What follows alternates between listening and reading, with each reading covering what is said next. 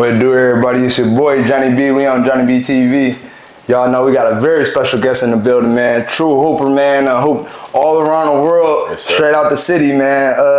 If y'all know, man. One of them faces, man. Duane Wilson in the building. What's going on with you? Man, what it do, bro? Chilling. And quick shout out, man. We got Beasky in the building, man. With us. Yes, sir. You already know, man. Love the co-host, man. But let's before we get into your story. How the summer been for you? I see you doing a lot of training, giving back to the game and stuff, you know what I'm saying? So how your summer been so far? Bro, summer been great. You know, dealing with the kids. You know, I got giving back with the AAU, Wisconsin playground.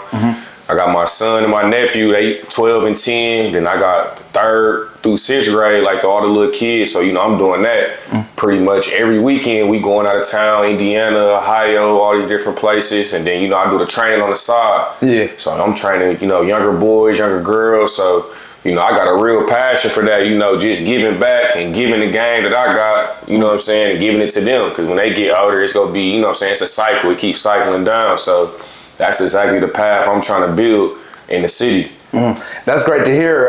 Do you feel like when you're done with your professional career, you're going to move on to like coaching? And you mentioned your son, and would that be easy, like an easy transition since you're coaching him right now? Man, I've been thinking about the coaching. You know, I got a lot of my old college coaches be reaching out like, oh, you'd be a great coach. And, you know, I got a passion for it, but I want to do the training. Okay, you know what I'm saying? Like, I got a passion for, you know, breaking down the game and teaching the skill development side of it.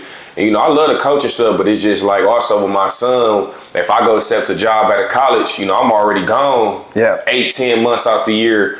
And me and his mom not together, so it's kind of be the same situation. And ain't no telling where I'll be get a college coaching job. You can't really control that. That's a fact. So you know what I'm saying? So I'm gonna be missing out on that. So when I retire, I want to be strictly locked in on him, going to his games, you know what I'm saying? So like that's why I much rather do the training where I kind of can make my own schedule and move how I want to move.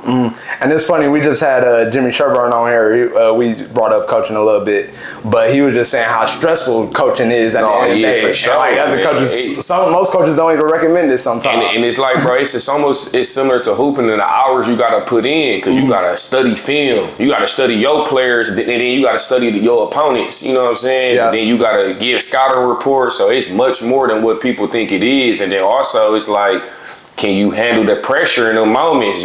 You down by 2 points, 30 seconds left. You able to draw up a play to get your team in a proper set to get a good looking shot for game. Like, it's a lot more to it. You know, a lot of dudes can hoop, but when it comes to IQ, X's and O's, that's you know what I'm saying, that's a totally different ball game than, you know what I'm saying, than you just going out on court and hooping. So, man, coaching can be stressful, and then just dealing with kids. You know, you got kids, especially like, from my perspective, I'm dealing with mostly inner city kids. So a lot of the kids on my team don't got fathers, you know what I'm saying, or just don't have a figure, period. They just be with their mamas all day, you know what I'm saying? So you dealing with that, and also you turn into their role model. So they want to come with you every single day, go to your crib. I be having 6-7 boys at my house. You know what I'm saying? So that's real. So I be cool with it though. I love it though. I'm glad you're speaking on that. That's something that we want to push on JonnyBeeTV as far as like fatherhood, but just more than that, like being there for other people's kids. You know what I'm saying? And sure. AAU setting. So you know, just how that's important. You know, to put that out there in the community and to change the wave on how I used to be. You know, growing up a little bit. It's so important just because like we come from Milwaukee, bro. You know how many your guys and people you grew up with who didn't have fathers, how they turned out. So it's like, I got a chance to, you know, impact their lives and make a difference. So it's like, I see it firsthand. Like, even with my nephew, he tell me every day, like, you know, Unc, I hoop because of you hoop. And his pop's not even around, you know what I'm saying? So it's just like, I ain't really noticed how much he really watched everything I do. And then it's also just with the other kids, you know, they ain't got, you know, that positive male figure around, you know what I'm saying? You really got to watch how you move and how you conduct yourself around them, because they see everything you do. So if you doing something you ain't supposed to be doing, then sure enough, they go follow in them same footsteps. But if you showing them the right way, they go be like, oh, this how you supposed to do, this how you supposed to move. So they go follow how you moving. Well, definitely. Man, you 100%. I couldn't say it no better. You 100% right on that. Just as far as your experience this summer on the Midwest Top 30 individual, you was coaching, you was doing some coaching with that. Gen Next. Yeah, shout out to them. I appreciate what they doing. How's the young talent that you work with? You know what I'm saying? And how was that experience for you? Man, it was a lot of young talent. Mainly my team was the playground kids who under our program, but then you had Power 5 had a team, and then there was some other local talent that I never seen that was nice too though.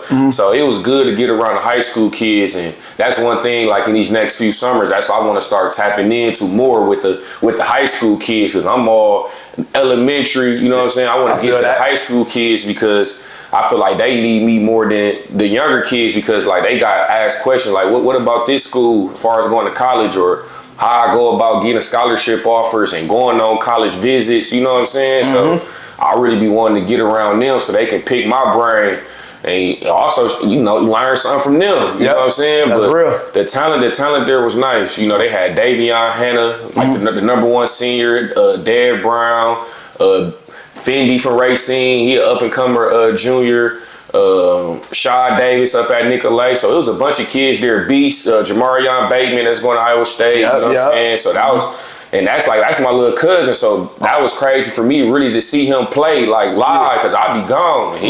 He ready. So it was like, you seeing some of them, and it's like, man, these dudes, they ready to go. They can hoop. It's crazy because like I'm just now tapping back into the high school scene. I used to be really on it. I feel like probably towards your senior year is when I sort of fell off on it. But like around your time, y'all had DB, y'all was going. I remember catching that game with y'all. We're gonna get into it, but I'm glad I'm tapping back in. I know what tapped me back in was Tyler Hero, his last little stages. I call him, but Wisconsin basketball, it's on a whole new level. For sure. Getting into your story, you from Milwaukee, Wisconsin. Just give me a little bit about your childhood and your upbringing, parents, siblings. Just give me a little breakdown of that. I grew up in Milwaukee, Wisconsin, 8th and Locust. Most of my childhood of growing up, I went to Hillside Boys and Girls Club because my pops was like the director. He worked inside there pretty much. So that's when I really started getting into the hoop. Just from being down the Hillside, like Larry Bradley, T-Tay, may he rest in peace. A bunch of solid hoopers was down there. So that's kind of where I got my toughness and that edge and that attitude from being down there. But I grew up with my mom and my dad. They were separated, but my pops was active in my life. He the one that really put the ball in my hands, and he had the AAU shit going on before I was 4 or 5 years old. He's still doing it now. You know what I'm saying? So I was kind of born into the basketball world. Like I really didn't have no choice but to dribble the rock though. But I grew up 8th and Locust and around Hillside, and lived on the north side with moms by the time I got to middle school and high school. Then I went to Brown Deer Middle School. So I bounced around a little bit. Then I ended up going to Dominican. So as far as you brought up your father, he had a big impact on the basketball scene. If you playing basketball, you were gonna run into him, especially at the time when you were growing up. So how was that? You know what I'm saying? How was your father impact on, you growing up as far as like on the court and like, what I'm saying, just getting your game together? I know it could have been tough because he had a name out there. So like, how was that growing up with your father? Man, it was a blessing for sure, but it was tough, but that tough love is like what you need, you know what I'm saying? Like it never was I'm finna baby you, you know what I'm saying? That, like whatever you want, whatever you trying to go get, you gotta go get it. Ain't nobody go give you shit. So that kind of was the mentality Pops had with me growing up. And like the one thing was he coached me from like 5th grade to 7th, and then maybe like one time in high school. But with having your dad coach you is different. But at the same time, he had to be harder on me just to show other parents and kids like it ain't no favoritism going on. Like it's been so many times my pops had me, in tears. You know what I'm saying? But it was never personal. It's what I'm saying. He want the best out of me, and he know I'm his kid, so he know what I'm capable of doing. So if I'm not doing it, he finna get on my ass. So like I appreciate that type of tough love. So that type of shit I be on with my son. Like he don't really get it right now.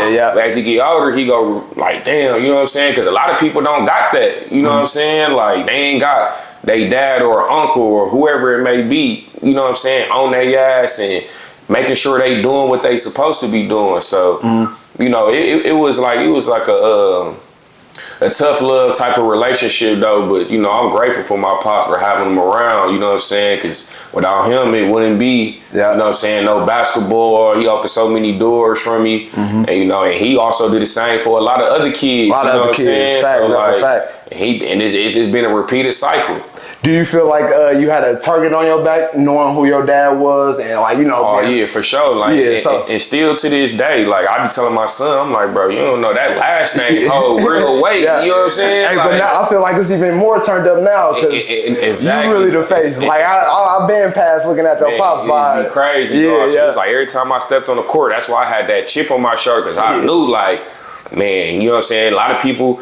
Some people don't like pops, so they think I'm overrated or I ain't this good or I got this school because my pops. Like, man, how I'm getting to school because of my pops? Like, I put the work in, you know what I'm saying? Yeah. We at the gym late night, early mornings, putting in the time. So it's like I'm supposed to get what I'm supposed to get out this shit. But man, that's all it really was, man. It was for sure a target. Like every time I stepped on the court from middle school to high school, like I just knew, like, one bad game is, oh, he can't do this or he ain't ready for that. You know what I'm saying? So it was real. Like, when I really got to high school is when I really started realizing that shit. And I used to use that shit for as like, you know, add more fuel to the fire. Like, oh, I see so-and-so in the stand. He was talking crazy. So I'm finna try to go for 40 tonight. Like, I was on that type of shit. Like, I ain't really worried about the team. I'm trying to show this other motherfucker, like, I'm really him. Like, that's real. So, like, that's how I was using that shit for real. That's real. Hey, me and B, we can contest to it.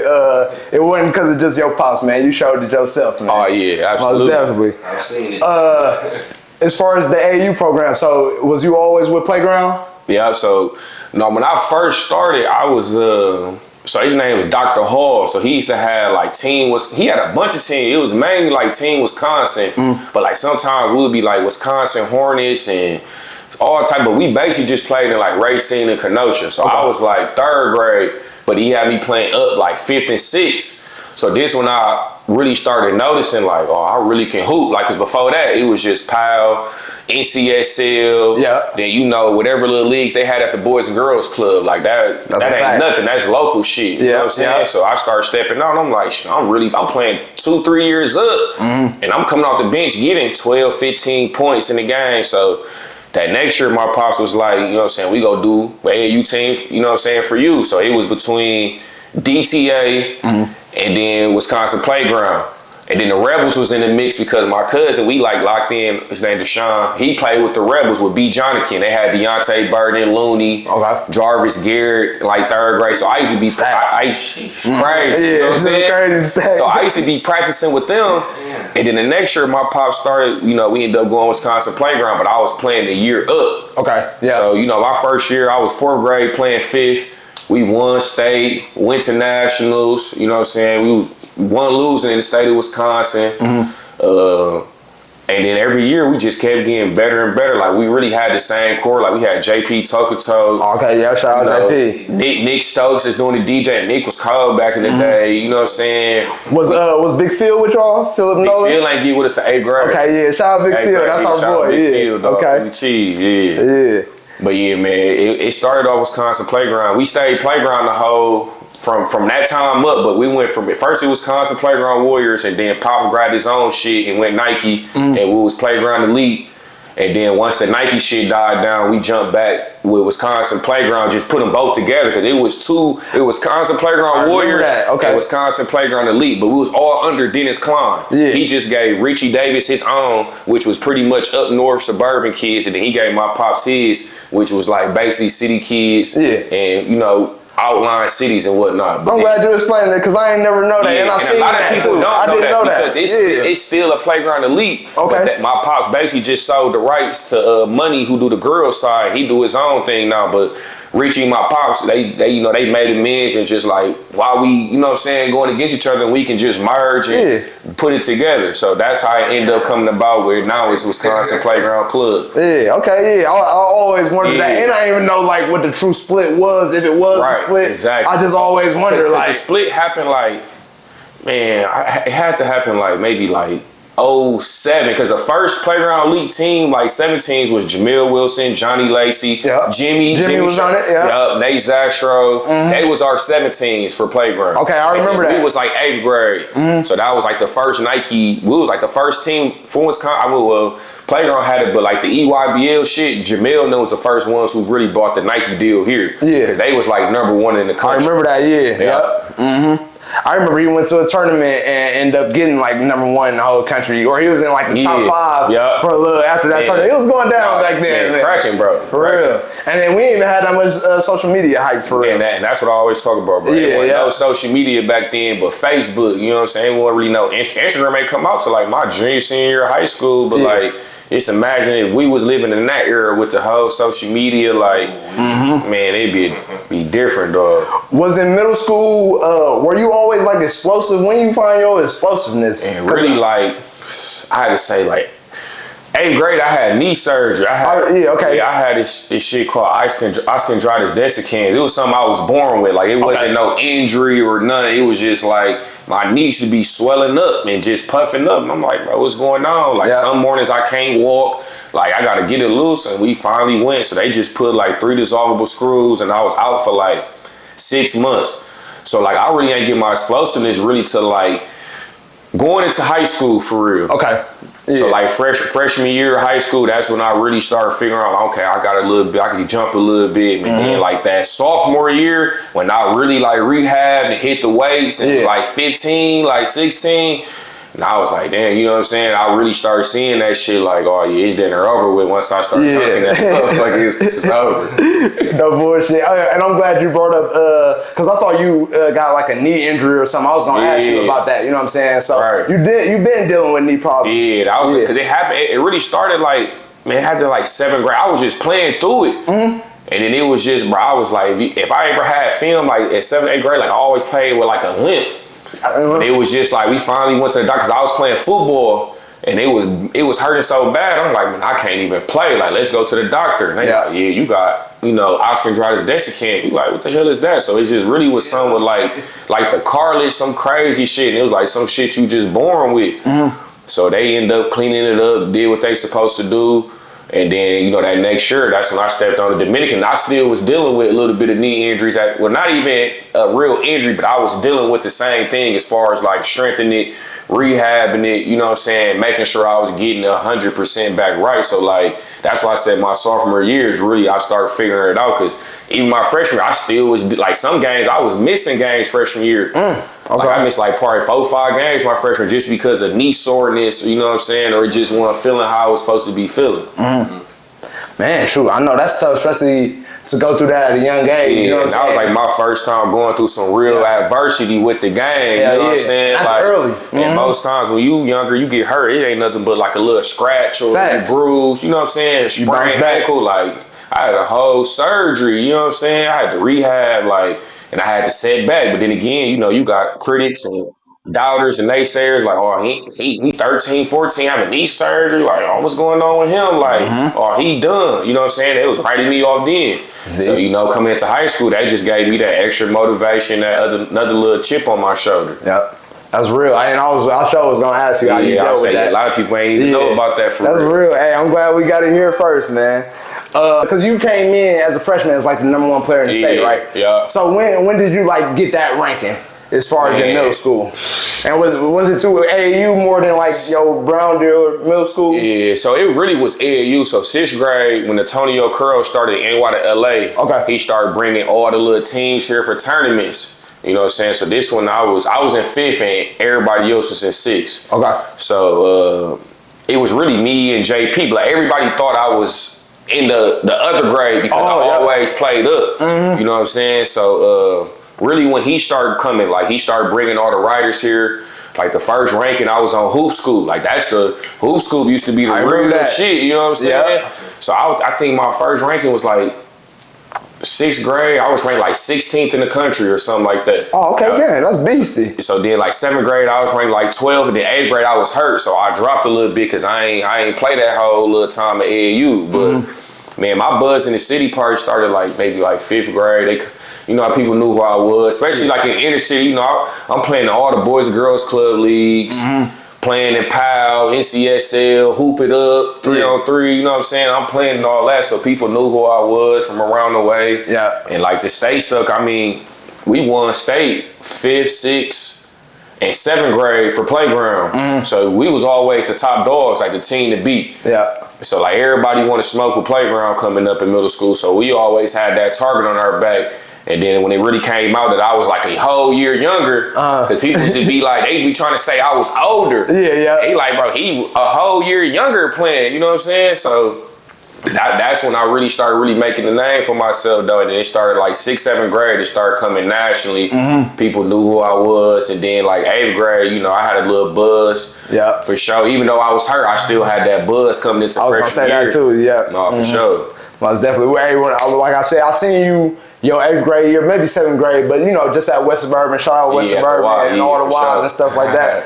But like, you know what I'm saying, ASAP, I'm like, oh, who's doing ASAP? It's already going around. Oh, you don't know who that is? That's Duane Wilson. So you most definitely was doing your thing. All right, so you did middle school. As far as, what was your decision on going to Dominican?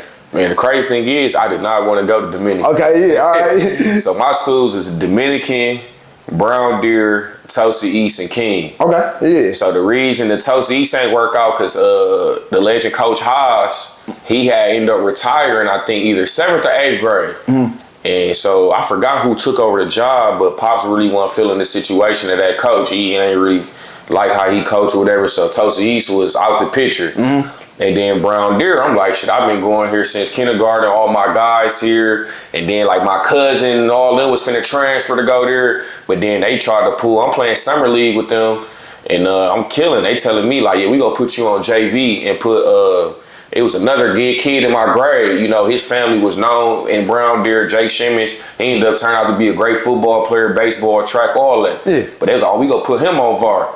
And I'm like, Coach Wallershawn online right now telling me like, I come to Dominican to get the keys right away. I'm like, stop playing. It's like Dominican already a powerhouse. Like, you know, they done had JR, they done had Kwame, you know what I'm saying? And they done had Jig there already. So, you know, they done had like me and B had to deal with them. We had to deal with them players. So exactly, bro. So, you know what I'm saying? So I was like, man, I'm just finna go to Dominican. The only reason I didn't want to go is just because it was a Catholic school, the uniforms. Man, it necessarily really wasn't as diverse. Like, you probably had about 8 to 10 black kids in each grade, bro. And it's like we all stuck together versus like if I would have went to King, you know what I'm saying, the whole school predominantly black. And then the King situation ain't work out because the class before me, the 2012 class, man, basically like everybody went there, you know what I'm saying? Like all the guards in that 2012 class, you know what I'm saying? Like I for sure was better than them, but it was like 10 of them over there, and then the guys was always playing the upperclassmen. Then the situation that happened with K. Lou,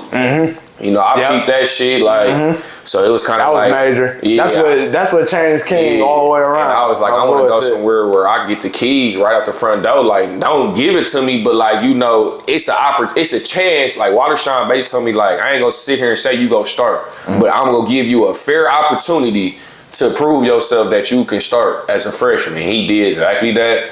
And sure enough, you know what I'm saying, I had the keys from freshman year all the way on. So that's how it ended up working out with me going to Dominican. Most definitely, and I'm glad I got to catch them years. So just tell me your experience as far as your freshman year, you on varsity. How you feeling, confident wise, and just like how was the first season with Dominican? Legendary program too. Yeah, threw me in the fire. First game we played Catholic Memorial. They had TJ Bray. They went to Princeton. Then they had a bunch of other solid dudes. I know they played on the other playground, so like I knew who they was. They was junior seniors. My first game, I had 0 points. So, you know, real humble shit. So when you was just saying like the target on my back, that's all you hear is, oh, he ain't ready. His knee still. You know what I'm saying? That. Very next day, I think we played Franklin. We played both games at Nicolay. It was a matter of fact, it was in NY to LA. I had 25. Next night. Big bounce back. You know what I'm saying? So it was like, all that shit came to an end quick. You know what I'm saying? But, man, Wallershawn threw me in the fire ASAP. And right after that, the third game, we played King. So this King, they had, that team had Silas Mills, Marcus Kirk. Was Ed Reed on his team? He could have been. Ed might have been a senior because I went out freshman year. He could have been. Unless if Ed could be 09, that's our grade, so you could have just missed him. Yeah. But if he under us, then but for sure, Silas and Marcus was like the two top on that. They was under us for sure. Yeah, and then you know what I'm saying. So we played them at South Division.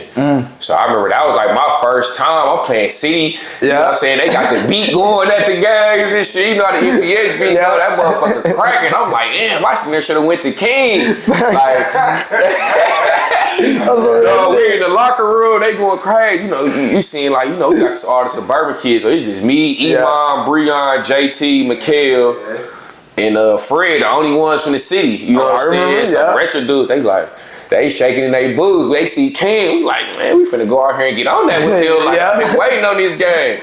And I just remember, like, first play of the game, I had beat they press, and I did a spin move, dropped it off to Iman. Iman dunked on Silas. Shout out my nigga E. I stayed dropping that shit off.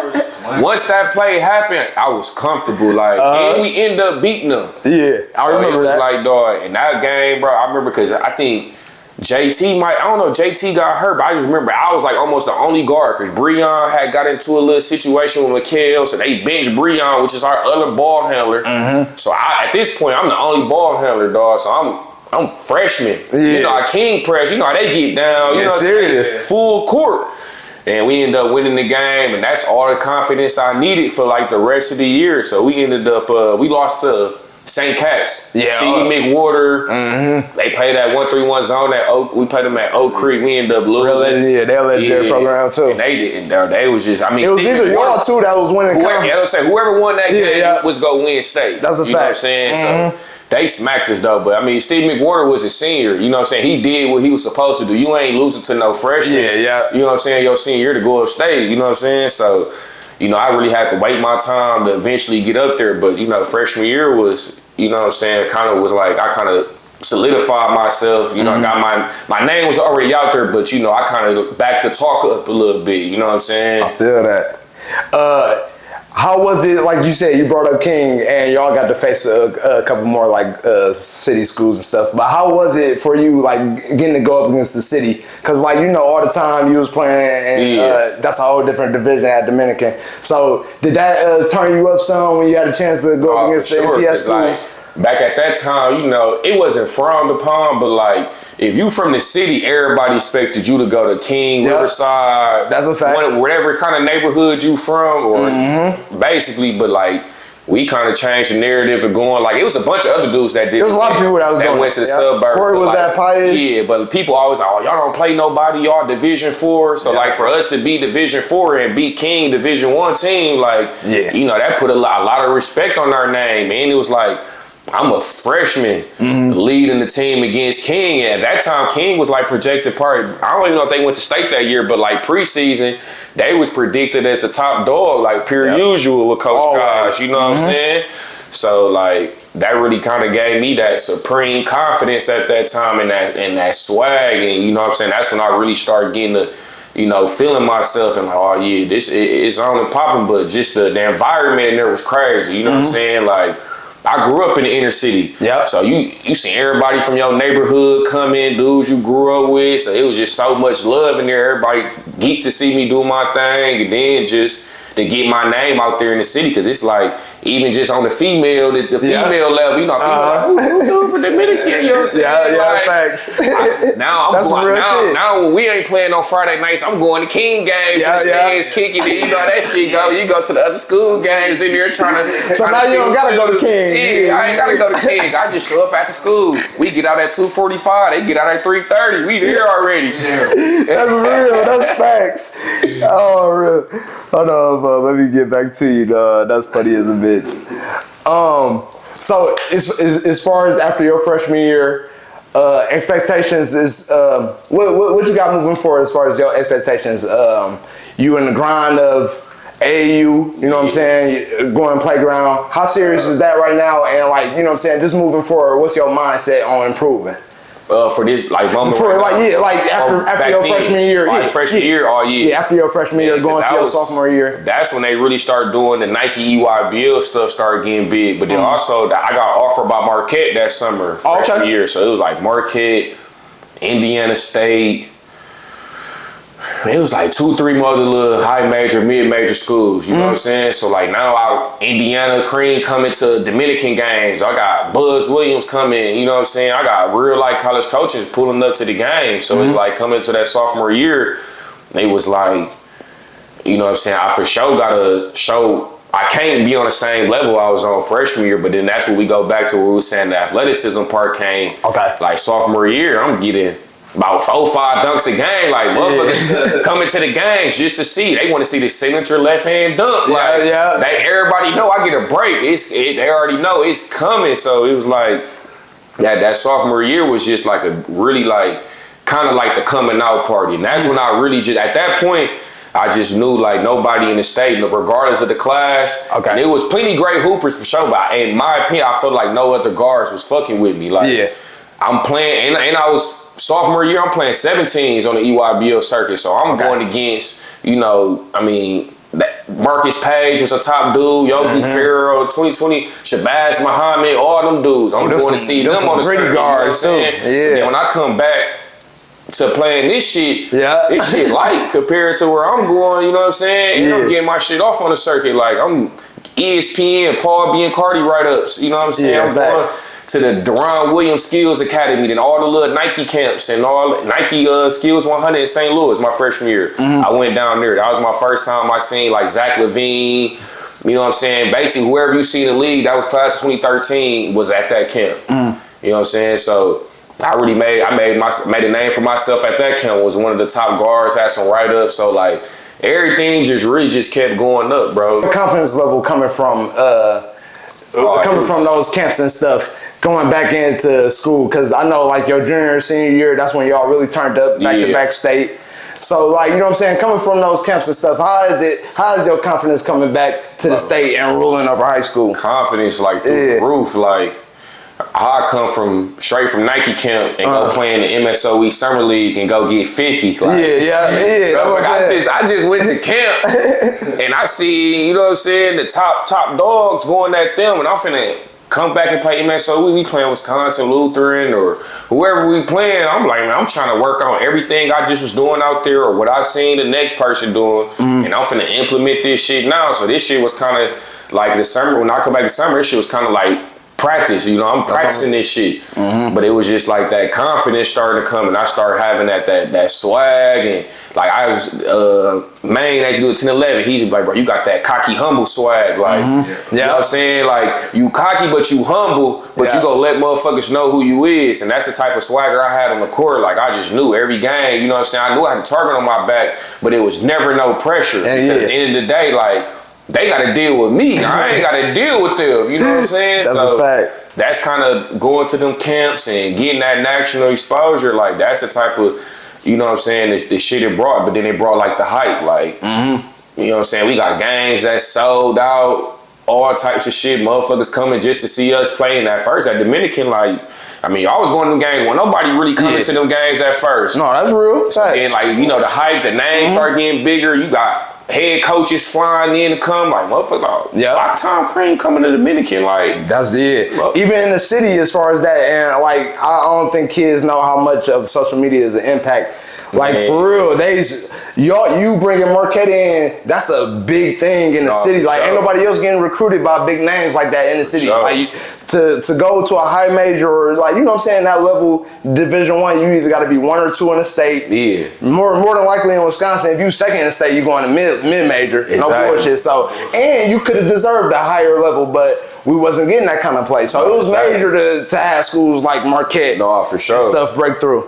For real, how was it playing with Diamond Stone too? You know what I'm saying? Y'all had it going. Y'all was real dominant. That shit was so lit, dog. Like, bro, me and him was down there like rock stars. Like everywhere we go, like me and Stone could go to Buffalo Wild Wings, bro. Can you get your autograph? Like, you know what I'm saying? Like real life celebrities. Like when we went up to state, both of the years, like we literally couldn't turn a corner, walk nowhere. like without somebody you wanted an autograph or a picture, you know what I'm saying? Yeah. It was just like, man, bro was so, I mean, he's still cold, but just seeing him at 14, he's 6'9", like, we don't got bigs in the city like that, period. Yeah. So, like, to see him going left shoulder, right shoulder, drop stick, dunking on, like, bro, he 14? Mm-hmm. And then he coming to play with me, so it's like, oh, that's an easy 10 assisted game. Like, I'm on a fast break. It used to be so funny because, like, anytime I get fast break, you know, I'm dunking everything.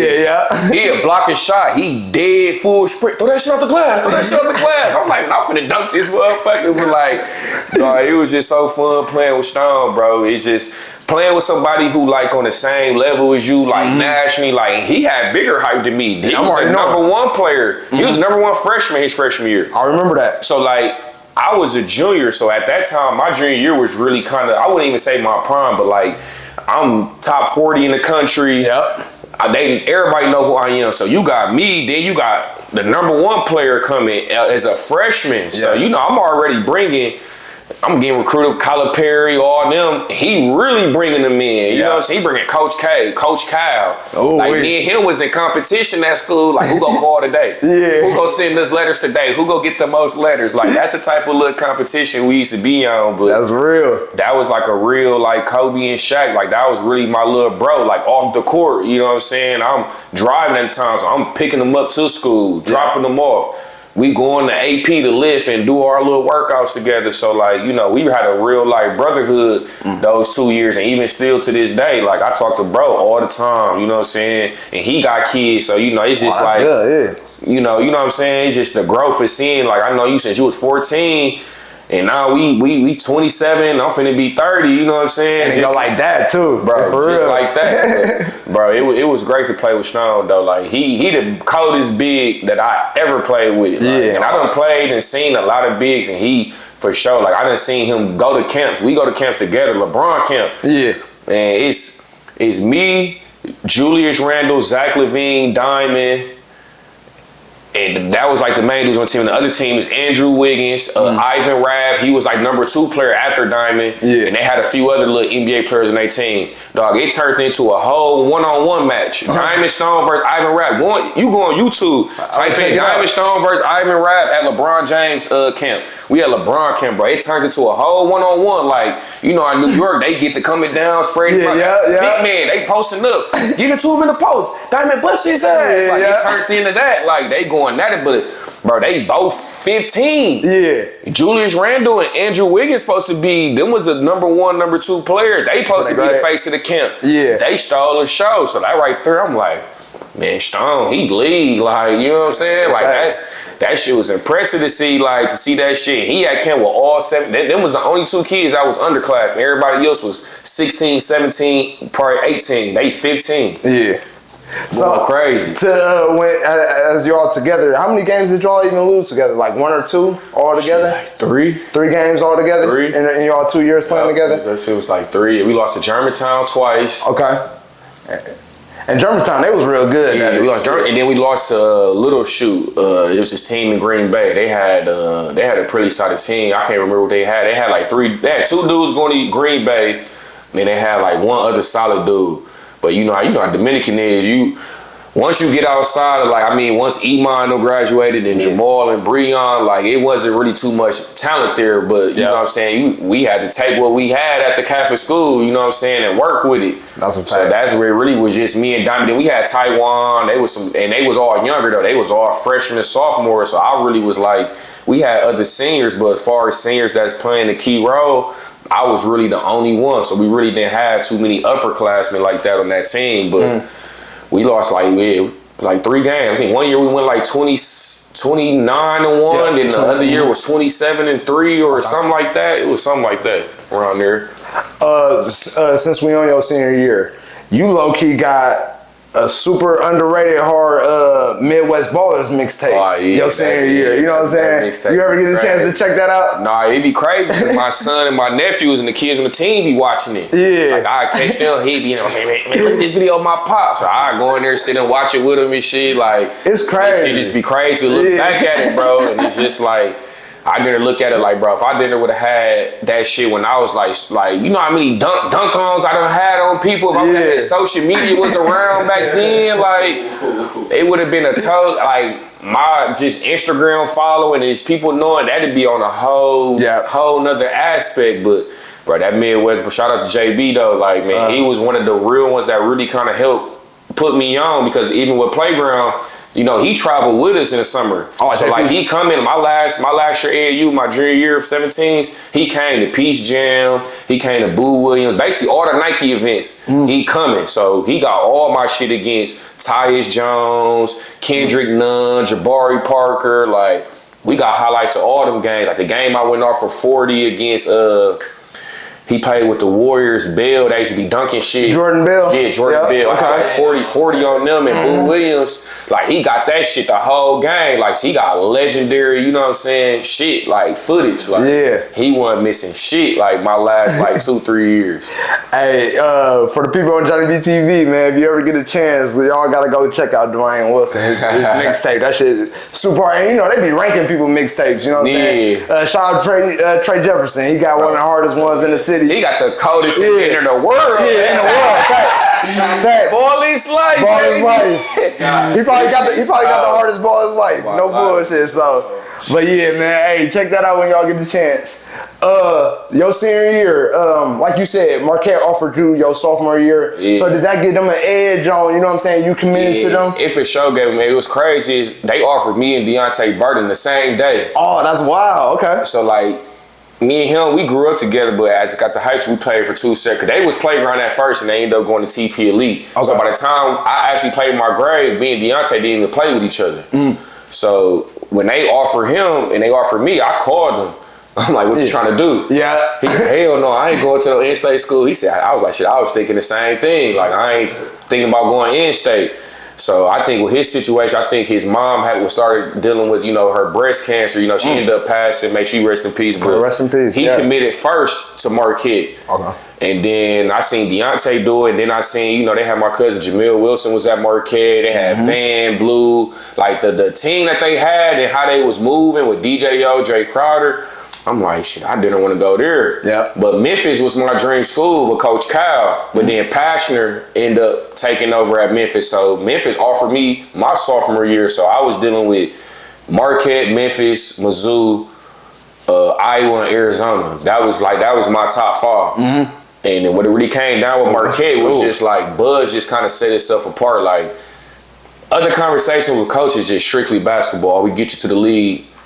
You know what I'm saying? Get you this and that. He talking about, you know what I'm saying, God, family, life after basketball. So, you know, it's different. But at the same time, they winning. And they at the crib. But then I'm thinking like, shit, it ain't never really been. I mean, Bikes went to Marquette, but like they really ain't play them like that. But like we ain't really had nobody from the city really put on at Marquette. So like that's when Deontay came, I'm like, shit, I'm there to go follow suit. The next thing you know, Jamel McKay. He committed to Marquette. So we had 3 Milwaukee motherfuckers coming into Marquette. And then then you got Jamel, Vander, what they already had. So we was like on some Michigan Fab 5. We trying to stay home and let's build something special. Like they just went to the Sweet 16, then they went to the Elite 8. You know what I'm saying? If Van would have came back, we probably would have been a Final 14, who knows? But at that time, I'm just like, man, I want to be the hometown hero. So I was like, yeah, I for sure want to go there. But then at the same time, it was like I had Arizona. Kentucky started coming into play because like my junior year is really when I was known nationally, but I really took off my last year and I was committed to Marquette. So like I'm going to these Nike tournaments again like 30, 40. Like I led EYBL scoring my last year AAU. You see what I'm saying? A lot of people don't even know that shit. Like I led the whole time I led in scoring. You know, I was there averaging like 18 or a dub that whole time. So even with me committed, you know, people trying to holler at my uncle, holler at Pops. I would be. You know what I'm saying? Like what we got to do to get a decommitment, you know what I'm saying? And I was close to doing it because it was rumors that Buzz was go jump and go to SMU and all that, but then he ended up saying like, I ain't leaving. So I'm like, shit, I'm staying where I'm at. You know what I'm saying? So that's how the little Marquette shit came about. Like I wouldn't necessarily say it gave them an edge because they offered me first. I felt like they was supposed to offer me first. I'm in y'all backyard. Fact. Same thing with Wisconsin. Wisconsin never offered me. Oh, okay. And that's why like to this day I don't fuck with Wisconsin. when my son, any kids I'm dealing with, I'll never be like, go to Wisconsin. That's like, real shit. Cause it's like, I'm in y'all backyard and they had me coming up for visits. I'm going to camps, all types of stuff. And they just like, they just pulling plenty stuff. Not what I'm coming up here for. Y'all bringing me up on these visits and y'all ain't gonna offer. Y'all can stay at the crib. So, you know, I'm glad you ain't go to Wisconsin anyway. I don't feel like they offense and that ain't your fit. Yeah, that's what I'm saying. They run a flex. Ain't nobody from the city went there after Boo Wade. They ain't getting no more city kids after that. It was dead after. And I remember they had he not from the city, but Trayvon Hughes. Yeah, Trayvon Hughes. But how they like we seen Trayvon Hughes, he got talent just like you for real. For sure. And I felt like they held that back a lot. You know what I'm saying? His New York swagger. Yeah. You know what I'm saying? They held that back a lot. For and that real. offense really went for like up fast pace. I mean, it worked out for Dev though. Yeah. And that was more because of under Bo as well too though. But it's just, I mean, college is all about time and the situation, bro. You gotta go to the system that fits you, because college is all system. So like you gotta pay attention to that when you going through your recruitment process. Like, do they really fit me and how my style of play is? Because they not gonna change they shit for you. You gotta fit into they shit. That's you know right, what I'm saying? So like that's where I feel like a lot of people make that mistake when they making that college commitment. Like either they going by the name or something impressing them, but like you really gotta pay attention to the game aspect of it. Like, is this shit really gonna translate to get you to the league or wherever you trying to go? Yeah. I was gonna ask you this later on, but I can ask you now. Is the college style of play do that hinder some players sometimes? Because you can see a player in college literally put up like a 6 and, you know what I'm saying, 6 and 5, something like that, and then make it to that pro level and really like, you know, be able to advance that game, even if it's in the NBA or just overseas. So it's like, is the college style of play a little bit like keeping kids back a little bit? Not everywhere, but you know, it's systems. I really feel like it just depends on where you go. Like for me, when I was head over heels for Marquette because of like they was winning and just the way Buzz was moving. But like if you go back and look, they ain't never had no point guard like me but Dominique James. Okay. Oh, that's a good comparison. You know what I'm saying? Yeah. Like they never had no scoring athletic point guard. Like Junior Cadogan was a great point guard, but Junior was a floor general. That never was my game. You know what I'm saying? So like that's what they offense was about. So like when you go into picking your school, you really gotta watch film on dudes that's in your position. And then another thing, when I committed to Marquette, I didn't know they had Derek Wilson there, who was a junior when I got there. So he was starting, you know what I'm saying? So like that's another thing, like that's why I want to tap in with the high school kids, because you gotta ask those questions when you're going to visits. Like I wasn't asking those type of questions of like who y'all got here already, knowing, you know what I'm saying, the situation and how it's gonna be. But like it's all about, bro, the fit, bro. Like you gotta go somewhere. Like if I could go back, I for sure would have went to Arizona. Okay. Yeah. That was my fit. You know, they had Aaron Gordon, Rondé, like they fast paced, the Pac-10, you know what I'm saying, athletic guards, like that's me. Facts. The Big East really wasn't that type of wasn't that type of vibe, like my game style for real. Yeah. See, I'm glad we're getting that, because that's really important. Right, for sure. For real. So as far as your freshman year, did you have the red shirt? Yeah, so I red shirt. So I had a stretch fracture in my femur. Okay. And this is just from when I got to Marquette, this boy Buzz had us doing so much running with weight vests on. Yeah. Like, I ain't never did no shit like this. You know what I'm saying? Like, I'm coming here to hoop. Yeah. In my mind, I'm getting 1 and done, 2 and done. Like, I'm coming in here, I'm trying to do skill work. Ain't no skill work in the summer. Yeah. It's straight like running.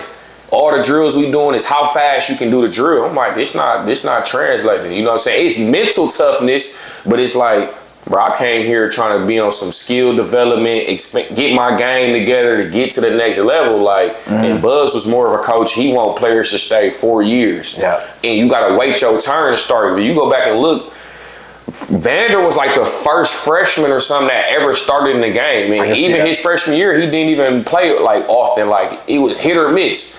So like he didn't play underclassmen. He only played upperclassmen. That's something I didn't watch. Yeah. Or my people didn't pay attention to that shit. Like he wasn't playing freshman. Like even Deontay.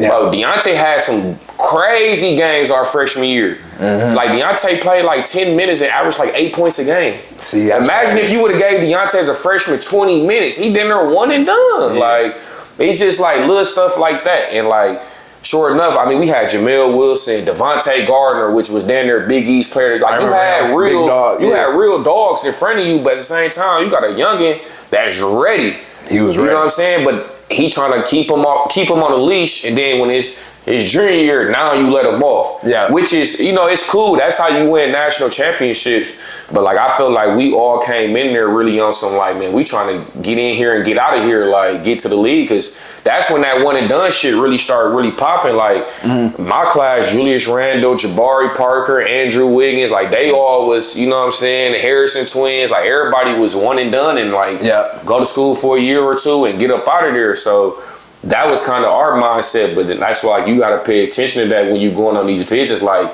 is this coach producing? Like at Marquette, all the pros they were producing was like 3-4 men. Like Deontay was perfect for it, but he wasn't sending no guards to the league. He was sending all like Jimmy Butler, Lazar Hayward, Wes Matthews. That's all Deontay built. Like, you know what I'm saying? Then Jamel went, like, it was like 6'8", 6'9", that type of frame. Them was the dudes he was sending to the league. He wasn't sending 6'2" guards to the league. So, like, that was something I should have been thinking about in the process of my recruitment, which I'll be trying to tell kids now, like, pay attention to that shit, because that shit important, bro.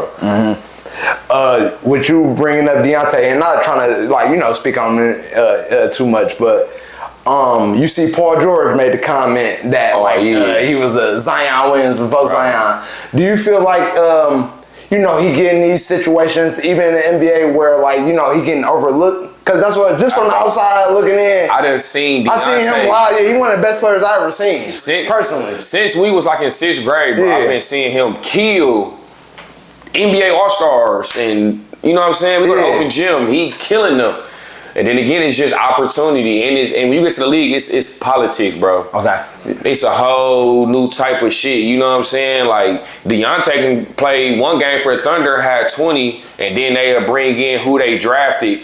And now he getting the minutes over Deontay, but Deontay clear-cut the better player. You know what I'm saying? That's from what I just seen, and I don't really know too much about the situation. That's what I seen from the situation. Like, I mean, Paul George said it, Westbrook said it, like, everybody done vouched for him that he should have been a guaranteed contract guy playing, a real role on that team. But like, man, Deontay, bro, he been doing all that dunking shit. He's been doing that since we was 12. Facts. You know what I'm saying? So like a lot of stuff he be doing, it don't really surprise me. It be more funny. It's like, bro, been doing this since we was like 12 years old though. Like it's funny because me and B, we like to tease Iman. Like we used to think he was like, you know what I'm saying? Big, I was like that. Iman was like that too. Yeah, but then Deontay. Then Deontay come in like, oh, it's 2 Imans. We ain't know it can happen like that. It's double E. So I want your perspective on that, because from the outside looking in, I always felt like they wasn't giving him that true opportunity. And this is a mean talent. Like, this is one of the best players to come out of Milwaukee, out of Wisconsin, period. So, hands down, for sure. Most definitely. So you red shirt your freshman year. How was that process getting back healthy and then going into your sophomore year, having a good season your sophomore year? I mean, not your sophomore year, but your red shirt freshman year. It was mentally tough, bro, because Buzz really turned into a different dude. Like, the dude that recruited me wasn't the same person that was like the coach. Like, bro, barely speaking to me. Then when the injury came about, I told them like a month ahead of time, something wrong with my leg. We got this thing called boot camp, where we just waking up at 5 a.m. doing Navy SEALs, running and all types of shit, crazy shit that don't even matter to basketball, bro. You know what I'm saying? So which was, it's cool team chemistry shit, but like we doing this shit and I'm telling like, man, my leg, something wrong with my leg. Like I can't sleep at night. And like the trainer, he not trying to really do nothing until I really got on that ass. Like, bro, take me to the fucking doctor. Like, something's wrong with my leg. I can't sleep. I barely can run. Gonna find out the doctor like, man, you dinner could have broke your whole leg. Oh man, bro. So I'm like, I've been telling y'all for a month that like this been going on. My leg is bothering me, and that's when I realized this college shit a business. Like, you know what I'm saying? Like they sit there with your mom and dad and grandma and be like, oh, I'm gonna take care of your son. I promise you this. I promise you that. But when you get there, you know what I'm saying? It's just you kind of like disposable. They use when they need you, they go use. When they don't, they kind of it is what it is type. And that was the kind of environment at the time. I'm 18, so like I'm kind of like, damn, this how this shit is. Like Bro used to be texting me every day in the morning in school, sending me Bible verses and how much he cared about me. Like, you know, when I get there, he just treated me completely different. Yeah. So, like, I kind of, you know, I'm from innocent. I kind of catch on quick to what he was on. So, by the time I red shirt, I'm on the same shit. You speak to me, I don't speak to you. Like, that's just what it is. I come in here, I get my work done, be the first one here, the last one to leave. I get my treatment, whatever it is, and just keep my head down. But, like, at the same time, it was tough, like, because I mean, I'm glad I was home when it was happening because I had my fam, but like, it was like, bro, that shit can stress you out. Yeah. You coming from high school where you was top 40 and people think you finna jump league and then you not playing. And then it helped me as well. I mean, Deontay and the other freshmen weren't playing too. So like that made our bond even, you know what I'm saying, stronger. We all kind of going through the same shit in a way, you know what I'm saying? Like, but it was for sure tough, but like at the same time though, it's like I couldn't wait until that next year. Like I was so motivated. I'm lifting every day, you know what I'm saying? Cause you know, going to college, it's a rude awakening. Like them real grown men. Yeah. It's not high school, you know what I'm saying? You go to high school, freshmen, some of them seniors are older, but they not hooping. Like everybody on your college team was that guy in high school. Yeah. So you know what I'm saying? It's a bunch of it's 12 dudes on the team that was that guy. All Americans, whatever the case is. Like, so practice is competitive as hell. Like you really gotta come with it. But going into that sophomore year though, like I just knew I was ready. Like that whole summer I'm in the gym. And then we had the coaching change. Okay. Buzz ended up leaving, which he told me he wasn't. Yeah. So and then that kind of put me in a situation because I redshirted. So, you know, going into your sophomore year, your freshman year, playing redshirt freshman year, you know what I'm saying? You really started doing your thing starting off out the gate. You know what I'm saying? 11 points a game, true freshman. Just take me through that experience for your first year at Marquette. Finally able to play. Man, I was just excited to get back on the floor. He was just hungry and ready to hoop. And it was, you know, I had the coaching change. So Buzz left at the end of my freshman year and went to Virginia Tech. So then at that time, I really was trying to transfer. But like all the schools I was talking to, like Arizona, Memphis, like all the schools I recruited before, like they basically was like, you won't be on scholarship, so you gonna have to pay your way. And it's like, my people ain't got that type of pay to be, you know what I'm saying, to be doing that type of shit. And then also, I would have to sit out a whole nother year. So in my mind, I'm like, I'm gonna get lost in the shuffle. Like every year, it's new kids coming in. So I'm like, I'm just gonna stick it out, thug this situation out. And at the time, it was just, I mean, we had a lot of upperclassmen. When Wojo came, it was really, spots was up for grabs. You know what I'm saying? Only person I really had in front of me was Todd Mayo. And Todd Mayo that summer ended up getting kicked out the university. So once he got kicked out, you know what I'm saying? Todd was cold, dog. That's OJ brother. Yeah, OJ little brother. Yeah, he was cold. So when he got kicked out, it was like, shit, we ain't got no score, no nothing. And Wojo kind of basically told me, like, we need somebody to step up in this, you know what I'm saying, and fill this void.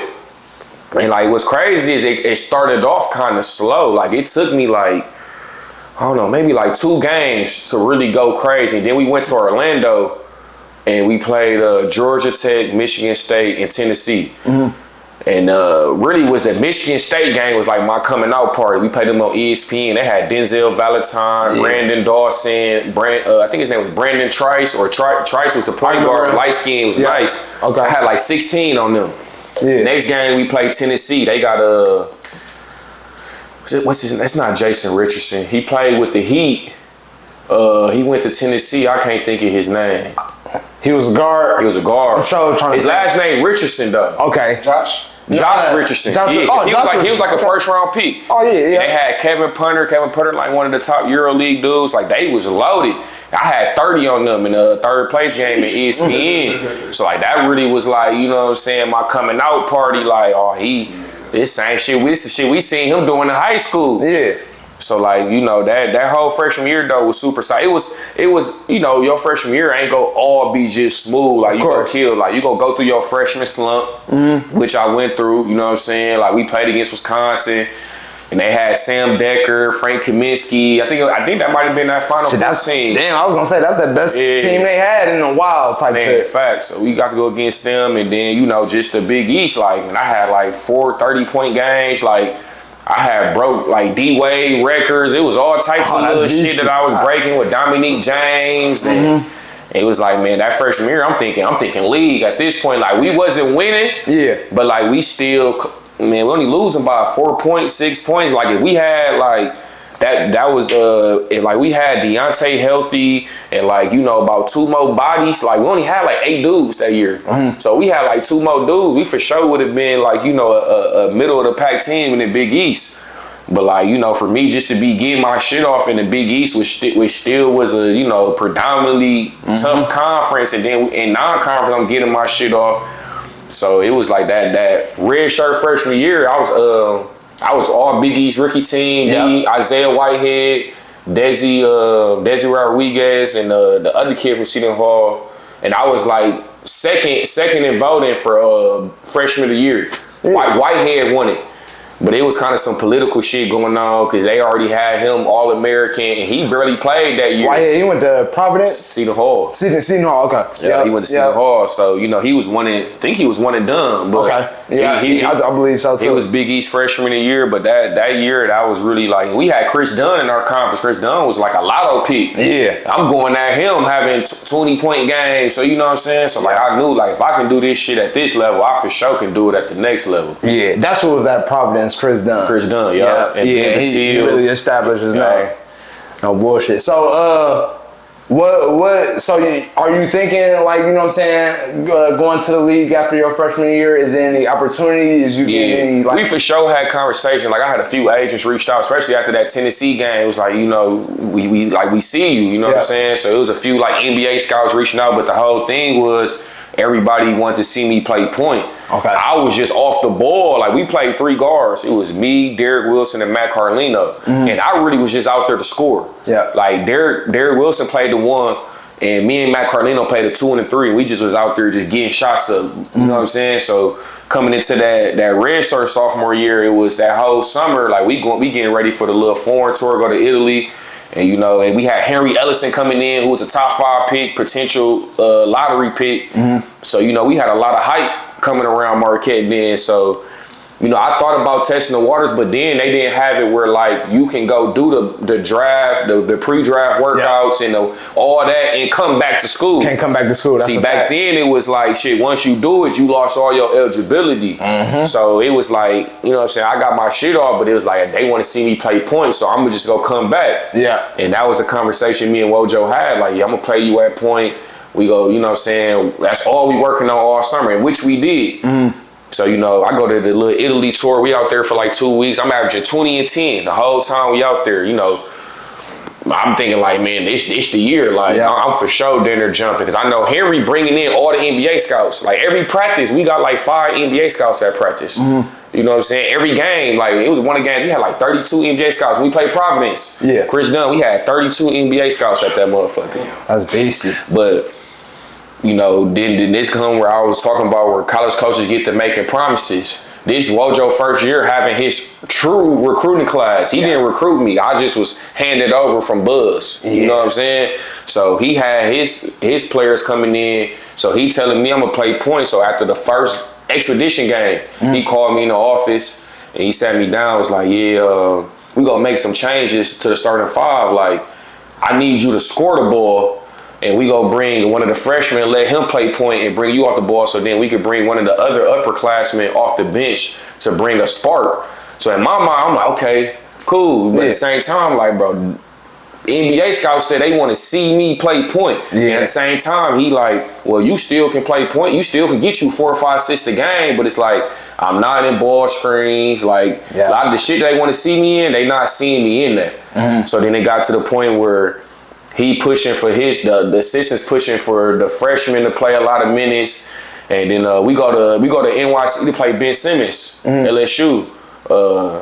I get hurt in practice, hurt my foot or whatever like that, so we didn't know I was gonna play. So he brought me off the bench that game. I ended up having 20. We playing at the Barclays off the bench. Yeah. But during my mom and them after the game, she called me. Was like, "You got in trouble?" I'm like, what you talking about? She was like, well, they said you came off the bench for disciplinary reasons. I'm like, I got hurt in practice. Oh, wow. So, like, that kind of and we ended up winning the championship out there, but I came off the bench the whole tournament. So, it ended up eventually staying that way. Like, I never cracked the starting lineup. I just turned into a 6-man. coming off the bench, like a Lou Will, Jamar Crawford type of role. I come off the bench, I get you 12 points. So when it came to the end of my redshirt sophomore year, my stats, everything is identical to the freshman year. Like, all right, he a volume shooter. If he get hot, he go off for 20, 30, but I'm 6'2". Yeah. You know what I'm saying? If I was 6'4", 6'5", I for sure could come off the bench and jump league off that. But it's like, it really wasn't too much of it was the same as my freshman year. And then we don't go to the tournament, which hurt. If you go to the tournament, it boosts your, you know what I'm saying, your draft stock and your chances of, you know, even getting signed to a team. But it just really turned into that, bro. Yeah. And going into my redshirt junior year, that's when Marcus Howard, Sam Hauser, his more recruits come. Yeah. And then we had Caden Reinhardt, a fifth-year senior. Then we had Andrew, but we had like 10 guards. So basically, he told me, like, he really didn't even tell me. I kind of figured out just from peeping game. Eventually, got to go. I'm seeing he not texting me no more. He ain't, oh, you the leader of the team. Like, it ain't none of that no more. I'm just one of the just normal guys on the team. We get to the first scrimmage. We go against like Dayton, the private scrimmage, where I play like 12 minutes. And I'm just confused. I'm like, I'm trying to be positive. Like, oh, it's just a scrimmage. He just trying to get a feel of the rotations and shit. This shit, first 2 games, same thing. I'm playing like 12, 15. I'm like, bro, I was playing 30 minutes, like, and he ain't explaining nothing to me. Oh, that's until I finally, you know what I'm saying, like, what's going on? Like, what did I do wrong? Like, I'm still in the gym every day. In practice, I'm competing. And he like, well, we have so many different options and weapons on this team. If you want minutes, you gonna have to be a lockdown defender. Oh, now you got a defender role. So at first, I'm kind of like, oh my God. Yeah, you know what I'm saying? I'm feeling the way. But then it's like, man, at the end of the day, like, I'm a good teammate. I'm just a real solid stand-up guy. So I ain't finna get to be pouting on the bench and all that shit because I ain't playing. I'm cheering these niggas on. Right. But then in practice, I took on that role. All right, you say I can get on the floor if I pick up 94 feet. I'm doing that every day at practice. I'm picking up 94 and I'm leading the way. It was games where, like, one game I play 10 minutes and the next I play 30 because I'm picking up full court, changing the energy. And it got to the point where, like, he just had to start me. Like, he went to the media and was like, I got to start Duane Wilson. Like, he's coming to practice every day. He's buying in on what we doing. And at that point, I just really just bought into my role. But at the same time, in the back of my head, it's just like, I know I can give way more than this. Like, at this point, I don't even have confidence in my offense, bro. Like, it was times I'm getting the game, I'm not even looking to shoot. I'm passing my shots up to give it to other people. Like, I'm not confident in my shot. Only thing I'm confident is defense. Yeah. And I've never ever even been a defender. Yeah, at all. Yeah. You know what I'm saying? But it really made me tap in deeper into myself and, like, bring really out that dog. Like, I'm picking dudes up. I'm guarding 3 men, 4 men, whatever. Whoever you need, I tell them, like, wherever you need me to guard, I want to be on the floor. So put me on. Like, I'll do whatever. You know what I'm saying? It turned into that mindset, but it just was crazy to see, like, the whole 360 of how you can go from being the star in the face to, you know what I'm saying, being this. And what they expected was me to be pouting, oh, I want to quit. Yeah. And it for sure was times where, like, you know, I even told my mom, I don't even want to hoop no more. It got that bad where I started telling my mom and daddy, I don't even want y'all coming to the games because I'm not getting in. What y'all coming for? That's real. And, like, that shit then it was heartbreaking being from the city. You got, you know, I mean, people from the city coming just, not even come, they want to come see me play. That's a fact. And I ain't even touching the floor. You got fans, like, chanting, put me in the game. Like, this shit, bro, and that was, like, my first time really even dealing with, like, through depression, bro, in college. Because it's like, bro, I always been, like, that guy as far as hooping. And now I'm just, like, you know what I'm saying? I'm 10th man of the rotation. Well, you got a 12 man rotation. 10th man in your life. You know what I'm saying? Right. I'm the last off the bench. And it don't make sense, but I'm still showing up every day, like, putting in extra shots, late night, you know what I'm saying? And sure enough, we played Villanova at the Bradley Center, number 1 team in the country. We beat them. Okay. Yeah. And I had 11, but I had, like, basically about 11 in the second half. Like, I took over, like, I was one of the reasons why we won the game. But that just show you, like, you know what I'm saying, when you stay down and you stay who you are, you know what I'm saying, can't nobody stop you from being what you supposed to be. Like, if you destined to be this, then your path, regardless, go show up. And that's what eventually happened. And I started peeping that shit. And that's why I kept being, like, that good teammate. Because I knew my time was going to come. You know what I'm saying? You ain't just finna kill my dreams and my confidence and take this away from me because I put too much time in this shit, like blood, sweat, and tears into this shit. I can't let nobody take this shit from me. Yeah. And it was times I told my mama, like, I don't want to hoop no more. Yeah. That's how I wasn't even having fun. But then I had a son. You know, I had a son my freshman year. So it was like, that's a different type of motivation. Like, he see me quit. What you think he gonna do when he face a little bit of adversity? You know what I'm saying? That's real. You know, you think about like your mama, your daddy. You think your mama and daddy has to, like, they go to a job or they get fired or whatever. They might have a bad day. They just don't quit.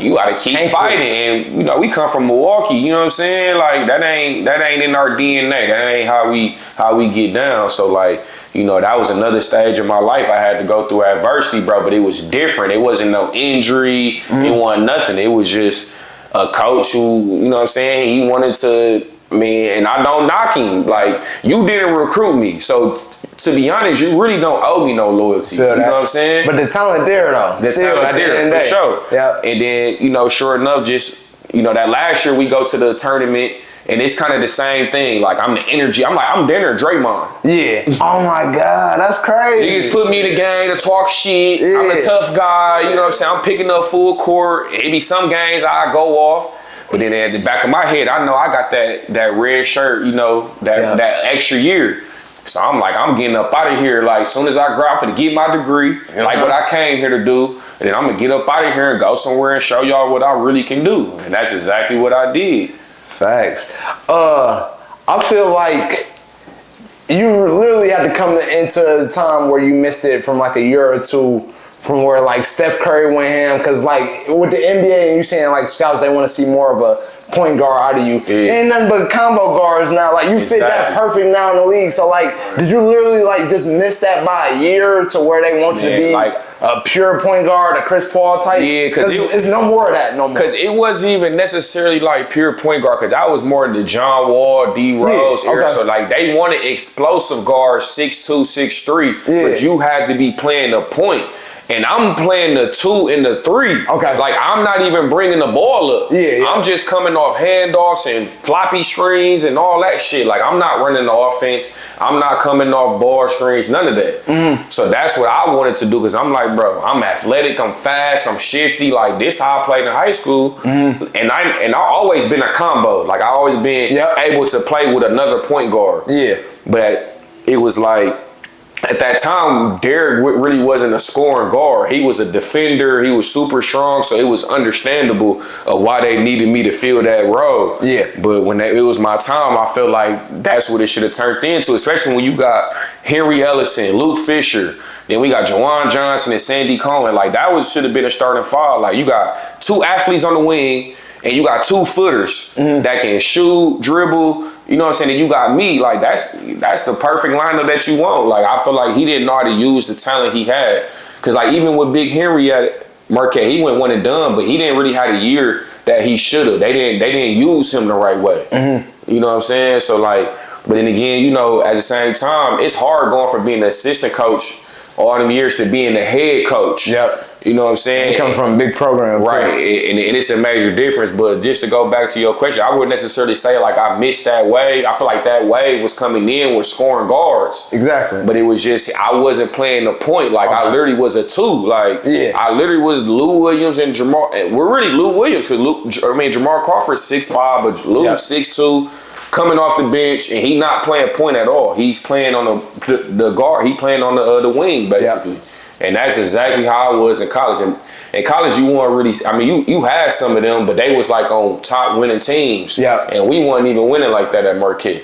And that's why I asked, like, as far as, is the college game somewhat still behind? Because, like, if you watch the college game, like, yeah, they can pick out their talent, but it really, like the NBA game and other pro leagues, the rules is completely different. It's almost like a whole different kind of game for real. And that's how like, do they need to catch up a little bit? Like, it's 30-second shot clock. I feel like the college and the overseas and NBA, the NBA overseas different because for one, they got like the different rules where you can swat off the rim. And then it's the defensive 3 seconds. Like in the league, they can't sit in the paint. That's why you see so many people get dunked on. That's a fact. Overseas, they can put a big motherfucker in the paint and he can sit there as long as he wants to. And then, I mean, I don't know.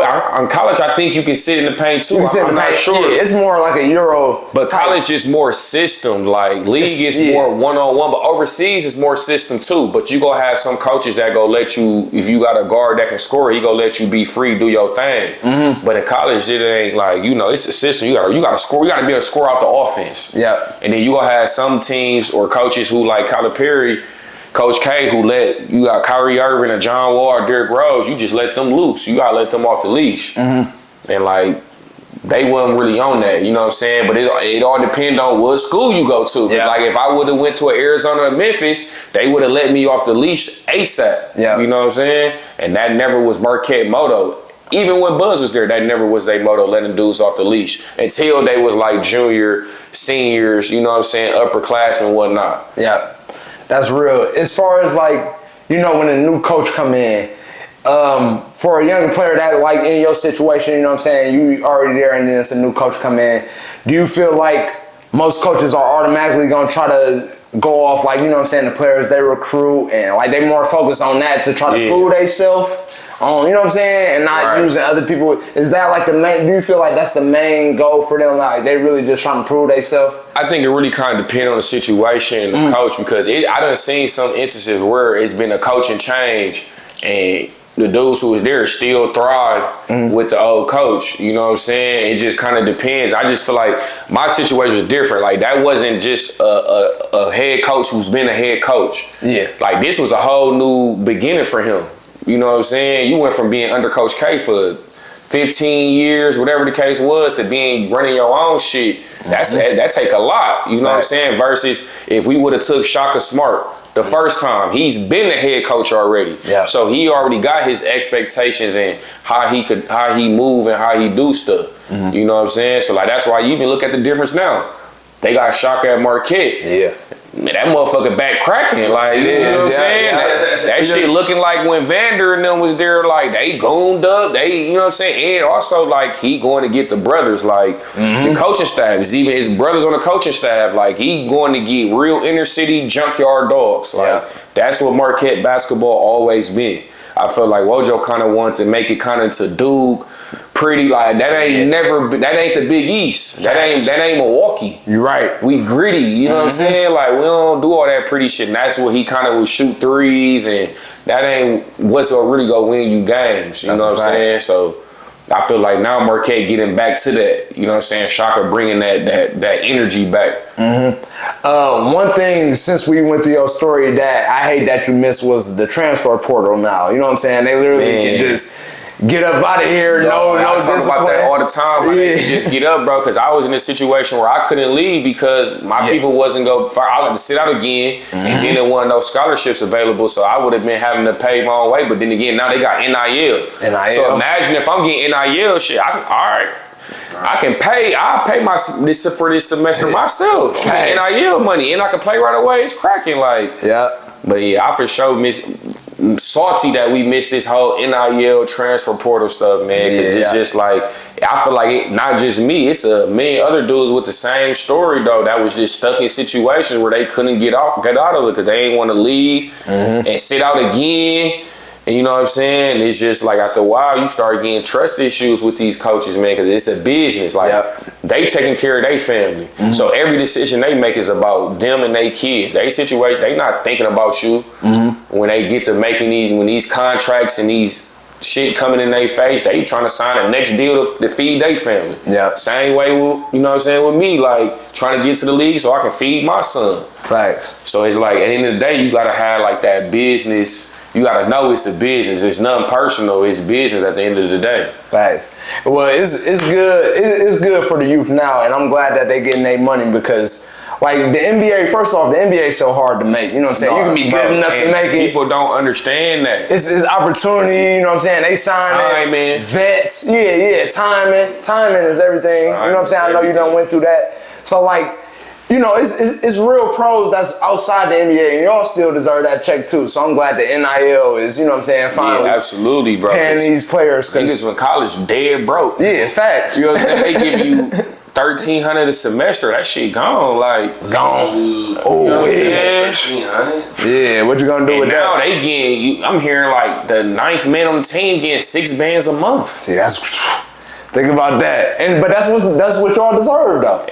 But they did come out with it's a new settlement coming out that it's from 20. If you played in 2016 to 2023, 24, you finna get a little check on the back end for the NIL for all the shit that they missed out on for like using your name and likeness, all that shit. Yep. Like, you know how many times I see motherfuckers wearing the #1 jersey and shit. Wilson. I ain't touched none of that profit money, signing autographs. Like they get, man, I be hearing they get paid for just doing autograph sessions. You know how many autograph sessions we did just for free? Damn, yeah. Plenty Or they get paid just to go to like it'd be an event on Saturday where they gotta go do something. Like we just have to wake up and go do that shit for free. They getting paid for that shit now. So it's like shit, man. Yeah. And I didn't even think about that. Like, one thing, y'all put y'all bodies on the line. You done went through all these knee injuries and different kind of injuries. But just y'all time in the day, signing, you know what I'm saying, signing these autographs and y'all being appealing and making y'all name off likeness. Like, that's everything. I didn't even think about that for real. Like, we are the university. Y'all are the university. That's a fact. It wouldn't be. I wouldn't care about none of these schools, Marquette, none of that if it wasn't for these sports programs. No bullshit. Exactly. Facts. So that's everything. So you graduated Marquette, and then you move on to Texas A&M. How did that all come together? Yeah, so the coach that recruited me at Marquette, Isaac True, he from Chicago. He ended up going to Virginia Tech with Buzz, but then he jumped to A&M like my junior year.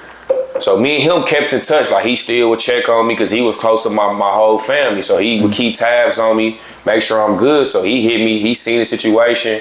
He like, keep your head up, keep doing what you're doing. He was like, you keep hooping that, like, what you doing, I might have an opportunity for you. Just stay down. So he hitting me like, man, we need a point guard. Like, we got a senior in high school, but we don't think he gonna be ready to play right away. Like, we need a veteran. And, you know, we got Rob Williams, who NBA. Yep. And we had like 3 other dudes who was prospects. So he in my ear throughout the whole year, like, watch some of our games. You see, we got the bigs and wings, but we ain't got nobody to get them the ball. Like, you say you want to play point. I'm like, I hear you. So, you know, as soon as we lost in the NCAA tournament to South Carolina at Marquette, I knew right then and there, I'm already shopping. I'm talking to UConn, Texas A&M. I'm trying to figure out where I'm going. But in the back of my head, I knew I was going to A&M out back. Just because I already went through the whole, you got to really, like, I had trust issues with coaches. Hell yeah. And I knew with Chu, like, I really trusted, bro. Like, he really, like, even when I was going through that shit with Buzz, like, he always had his door open for me. You know what I'm saying? Like, he always stuck his neck out for me. It was just a bunch of stuff that he did was just super solid. You know what I'm saying? Even with my son, like, he made sure he was, you know what I'm saying, taken care of. Like, and so, like, right away, I'm like, I'm already going to A&M. But my pop's like, man, let's go talk to Florida, Kentucky. I get it, though. He want to explore all the options because that's what we didn't do that the first time. Yeah. But I just knew for sure, like, man, they don't have a point guard at all whatsoever. And I'm competing, a 5th year competing with a freshman. You know what I'm saying? Yeah. Like, he still got to learn some shit. So it's like, it was a no-brainer. Why not to go there? You know what I'm saying? So I jumped in them. You know, they had a schedule, like, they non-conference schedule. We playing at the Barclays Center. We playing Kansas. We playing USC. Arizona, where they had DeAndre Ayton. Oh yeah, you know I was watching that game too. Yeah, ESPN, I hit the game. I missed the game winner, but you know, I was 15, 20, whatever I had that game. I was doing my thing. So you know, I knew going in there, it was a perfect situation. And then Coach Billy Kennedy, you know, he basically told me, like, on my visit, like, I'm giving you the keys, like, you 22, finna be 23. You know, it's so much you can give to this team because the whole team was basically freshmen and sophomores, and they was young and just athletic, but they didn't really have that experience. Facts. So I brought that to the table. So I'm like, shit, I'm gonna take what I learned at Marquette and give that shit to them. And then also he really put that battery back in my back and the love for the game. Because I go out there, he asked me, like, what you want to work on this summer? Versus when I was at Marquette.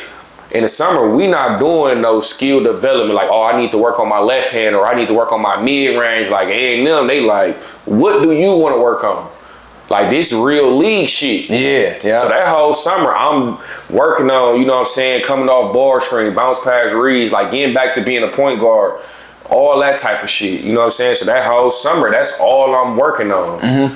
Locked in the gym, like, and then, you know, I'm a grad student, so I'm not going to classes, online classes, so I'm in the gym three times out the day, you know what I'm saying, locked in. So it was the perfect situation.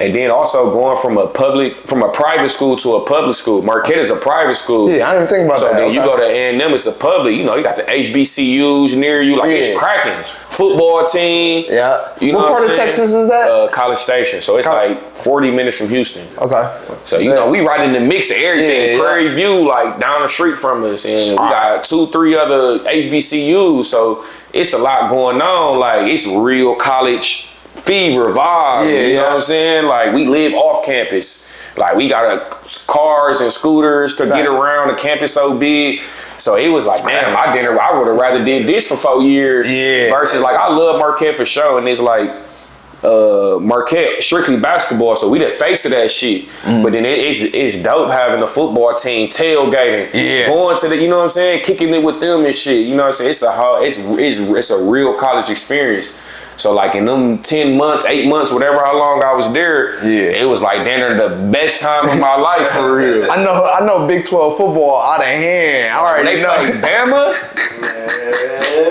I know. Cracking, like they up 7 a.m. drinking.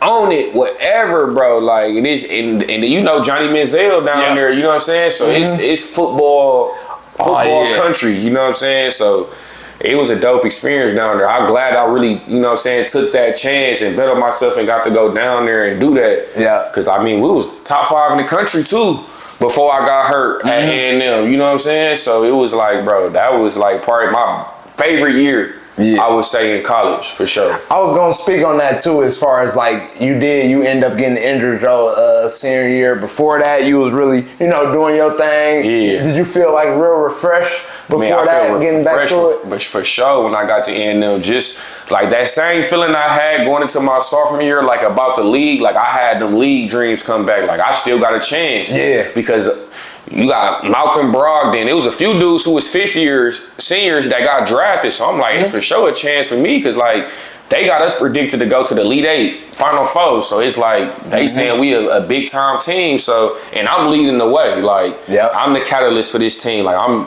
everything not going through me, but I'm setting y'all up. You know what I'm saying? And he making me run the point. You know what I'm saying? So that year was like, bro, that was, and playing in the SEC. The SEC like one of the coldest conferences, bro. It's so many athletes and just dudes who cold in that league, bro. Like we got Kentucky, Florida, Bama, Ole Miss, Mississippi State, like all them schools, they got somebody there who cold, like. Fact. Hey, I'm glad you brought up the SEC because no bullshit. They get more light in the football realm, right? But they always had them killers, like you said. Florida, a lot of people came out of Florida, killers, especially when they went back to back. Exactly. When I was growing up, they went back to back. Beal, they had plenty motherfuckers come out the SEC though. So how was it mentally for you? You know what I'm saying? You refresh, you in a new situation. You doing good. I know in the beginning tournament y'all had the Legends Classic. You made the all-tournament team on that. You know what I'm saying? So you finding your groove back. You loving basketball again. So going down with that injury, how was that for you? You know what I'm saying? Man, that shit was devastating. I bet. Man, cause we played we played College Sexton. Okay. So, you know, I'm a geek for that game because you know he got the whole young bull hype. Yeah, you know, I'm averaging at that time. I was averaging like 15 and like 6. Yeah. So like that's the matchup. Me versus College Sexton. I'm hyped for that game, but then we had some situations where Rob Williams, he got suspended. We had a few dudes who got suspended, so we wasn't even full strength. And this one we just got ranked 5th in the country. Yeah, because this as far as Texas A&M, this is where y'all start putting yourself on the map. Yeah, because we was like 12-1. We only lost one game. We only lost that one game to Arizona. We beat everybody else. So that game, I just remember the play. I went for a steal. I stole it, and I just heard my shit pop. But I'm just thinking it's just, you know, normally you kick your knee out, it just pop. I try to grab the ball and run, and I'm like, I can't even cut. So I just fall down, call for a sub. And they go down there in the back and they do the little thing. And he like, yeah, you tore something. We don't know if it's a full, partial. So right then and there, I'm like, fuck. So I end up partially tearing it, which is a real small tear. So they told me you could play on it. So they they gave me a little PRP shot. What they gave that to Kobe. It's like when they take your blood out your knee and then they like spin it around and give it fresh new cells and stick it back in and they give you a whole new blood flow. Wow. So I had to sit out for like 4 weeks in rehab. So I came back when we played like Kansas, but like I wasn't myself, but I was able to be out there. You know what I'm saying? Okay. Like I wasn't the same like explosive, but I just with that team they needed me to lead them. Yeah. So at that point I really was just getting like 6 points a game and 7, 8 assists. Like I wasn't really out there trying to get my shit off because I really couldn't. Yeah, I feel. You know what I'm saying? So I really was just like trying to make it through just to the end of the season. Yeah. And then sure enough, we played Auburn. They was like top 10. We beat them at home, and I kind of like went down and hurt my knee. And then 2 days later, we played Kentucky. My people coming down, Johnny Manziel there, they like, don't play. I'm like, you crazy, I'm playing. Yeah. Like, wasn't nobody stopping me from playing. And it's my first, because we played Kentucky early on and I was hurt. Yeah. We played them at Brook. Who all on this Kentucky team? This was SGA. Oh, shit. Quade Green. This is the crazy part, just to sidetrack off SGA, like, niggas was sleeping on him.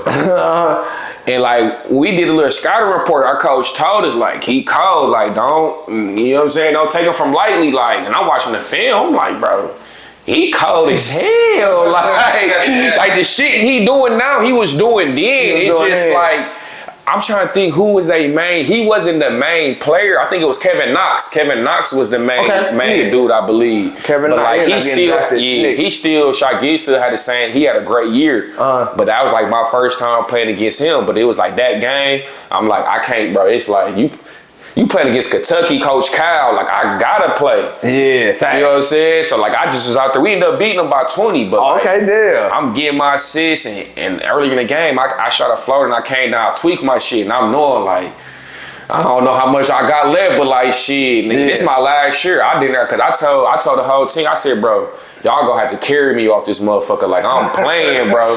Like this my last year. Like I done been through so much shit. Niggas gonna have to tell me physically like I can't go no more. Yeah. So I end up I tried to pass the ball and come back and get it, and I tore my meniscus. My shit gave out. Oh, and once I tore the meniscus, I just laid there and I looked at the coach. I said, it's over. Yeah. And because once you tear like you could play on the ACL or partial, but like the meniscus, once that, like the meniscus take you from moving side to side, starting and stopping. So that's really what happened. Like I passed the ball, I tried to stop, then I tried to start, and that shit just gave out on me. So once I tore that, it was over with. But it was just like, bro, I just know I told them I gave everything I had, but then that also set the tone for them. Like after that, they went like on the losing streak. But then they was like, you know what I'm saying? They just seemed like, bro gave us everything, bro. He was playing on one leg for a whole 2 months. Y'all think we can't give everything we got for bro? And that's really like what gave us that extra energy at the end to go to the Sweet 16, because they just seemed like, bro ain't never give up, but that's just that Milwaukee mentality. Like, man, you done seen plenty of niggas play on a bad wheel. Like, if I can move, I'm out here. You know what I'm saying? Like, we come from that. But that was, man, that year, bro, that was like the happiest moment to go into, like, you know what I'm saying, to one of them down moments. But like, then again, you need that shit because like, bro, adversity really introduce you to being a man, bro. Like, if you don't go through no adversity in your life, like how you ain't gonna be able to respond to shit when you get older. Cause when you get to adulthood, you gonna face adversity every single day. Like shit ain't gonna never just go your way. So that's when I really had to, like, man, I got to figure this shit out, get back on my feet, rehab, do what I got to do, and bounce back. You know what I'm saying? So, like on the downside, on your downtime, did you ever feel like, man, like this happened to me again? Because like we brought up through your story, middle school, not really up in high school, but early on in your freshman year going into college when like you could have been one and done for real if you like out the gate. But just dealing with these injuries, you know what I'm saying? Is that for sure? How's dealing with that mentally and knowing the talent you got? Like, you know, like you bounce back from these injuries, you got explosiveness, all that, but like just not being able to play at your full potential and you know what you at. How is that for you mentally? Man, mentally it's tough, bro. Cause like anytime, like when we talk about my college career was really based off injuries, bro. Yeah, that's what. Yeah, basically. Like, facts. you know what I'm saying? Now, I ain't even going to depth, but it was plenty of shit I had at Marquette, like wrist, shin splits, like, you know, playing through shit. Like I never was healthy. My only time I was healthy was my last year in A&M up until I tore my ACL. That was the only time I ever was healthy in college. Every other time I was playing through some shit. Damn. And it's just like, bro, you doing shit 365 days out the year. Like you basically like, bro, they run you. Like you doing shit. You not really, when I got to A&M for the summer, I didn't even have to go down there for the first semester. At Marquette, I did every summer session. Like as soon as the season ends, we get 2 weeks off and we right back to it. And then in the summer, it's the same thing. Like it's continuous versus really taking care of your body, treating your shit like a pro. You know what I'm saying? Working on what you want to work on. It wasn't really like that, bro. So that was really like, you know, my adversity through college was just injuries, bro. Like, and it was all shit that I couldn't control, like the uncontrollables, bro. Like I can't control injuries. You know what I'm saying? Injuries. That shit can happen at the nick of time, anytime, bro. Facts. But before we go on to, you know, your professional opportunities, speak on Robert Williams a little bit. You know what I'm saying? You got to see him. What was he, a freshman or a sophomore? Rob was a sophomore. He was a sophomore? He was a sophomore. So, like, you know, just speak on him a little bit, seeing his growth. He doing his thing. Big impact for the Celtics. He played for Portland now, I believe. But just speak on, like, seeing his growth and how it was playing with him. Bro, super freak athlete, bro. Freak athlete. Bro, touching the top of the backboard. Like, he like one of them big country motherfuckers. Like, he from Oil City, Louisiana. Like, see, Oil City. Don't nobody even, you know what I'm saying? And like, bro, and he really became like one of my best friends. We just related on so much shit. Like, he was younger than me, but like, you know, them the down south motherfuckers, they got like them old souls. You know what I'm saying? And that's country. Oil City, that's country, bro. And then it was like with me going there, the whole thing with me going to A&M was like basically to mentor a lot of them because, you know what I'm saying, they had no OG, so I was like the OG. So they used to be like laughing like OG, you know what I'm saying? Like shit like that. All 18, 19, you know what I'm saying? That's crazy. So they like, man, you always got some good advice and shit, you know what I'm saying? It was that type of vibe with it, you know what I'm saying? But dog, that was my dog though. But bro was like, he used to tell me in the games like, bro, you don't play no defense. Slide 2 times, he come in the rim, I'm beating that shit, like, every time. And then on offense, he like, bro, just put it anywhere by the rim. I'm going to get it. Like, I remember we played at the Legends Classic, we played Oklahoma State. I had threw some no-look down to him, and he had dunked on it. It was on ESPN, like, number 2. Yeah. Like, every ESPN play he had, it was something for me throwing him a lob or some crazy shit, dog. And they was just like, just to go, like, bro, that's the type of players I wish I would have been playing with from the jump, like lob threats, throwing lobs. But like to play with Rob, bro, like to see some of the stuff he was doing was just like natural. Like, bro, just get up out the bed and windmill. And he's 6'10". 6'10". And what's crazy, he never really. I honestly still don't think he know how good he can be. Like, he just got athleticism, but like he can tap into so much more. But playing with him, bro, is like. He for sure was like one of the best dudes I done played with. And that was just off a natural athlete standpoint. Like, you know what I'm saying? But he was tough though. Like down there, you just see all different type of athletes, bro. Like, and they be on the same shit we be on for real. They just be country, you know what I'm saying? Yeah, that's real. Hey, it's most definitely different, the country, no bullshit. Sure. But I'm glad we got that out there. He deserved a ring for real. You know what I'm saying, with this team. For sure. The grind he put in and really made the name for himself, you know what I'm saying? He real Celtics green, you know what I'm saying? Absolutely. So he deserved that ring. I'll put him on that team too. Yeah, fuck it. For sure. No bullshit. So as far as your first professional experience and opportunity. Where did that come along? You know what I'm saying? Yeah. And how was that for you? You coming off injury senior year, was you thinking you was gonna get that opportunity? Man, I kind of knew it was out the window just off the timing because when I got hurt, it was January, but then when I had my surgery, it was like end of February, March. So I knew I wasn't gonna be ready for none of the pre-draft work. Okay. You know what I'm saying? So I just was kind of like, it's kind of over with for me, for the league at this moment. So with the ACL, you know, that's like they really say you should take a whole year. And at the time, you know, me and Jabari Parker was close. Yeah. So I remember when he went through his shit, so me and him was texting and talking a lot. He like, yeah, bro, take that full year, do what you gotta do, get your body right. Yeah. You go feel like a totally new player, which I did, but then they went on carrying on to, I didn't get cleared to play until my rookie year, until like November. And like I had ended up signing a deal in Italy with my cousin Jamil Wilson. It was like he kind of put it together. They wanted him. He's like, man, I'll take my little cousin, put him on a preseason contract, which they did. But then he ended up not coming right away because this was going to be his son was about to be born. Okay. So like they kind of felt the way. So when matter of fact, Larry Brown was the coach out there in Italy. Oh, for real? Yeah. So like I was geeked about this situation. Yeah. You know what I'm saying?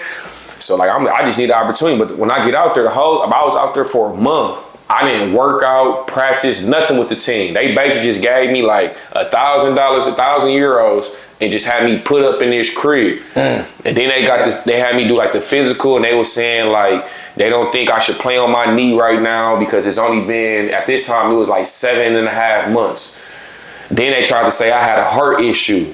That I never even heard of. Yeah. Some Wolf Parkinson disease shit. And I'm like, bro, we do all the little testing at Marquette, whatnot. Like, I never felt like I was gonna faint, none of that. Okay. So they end up cutting me.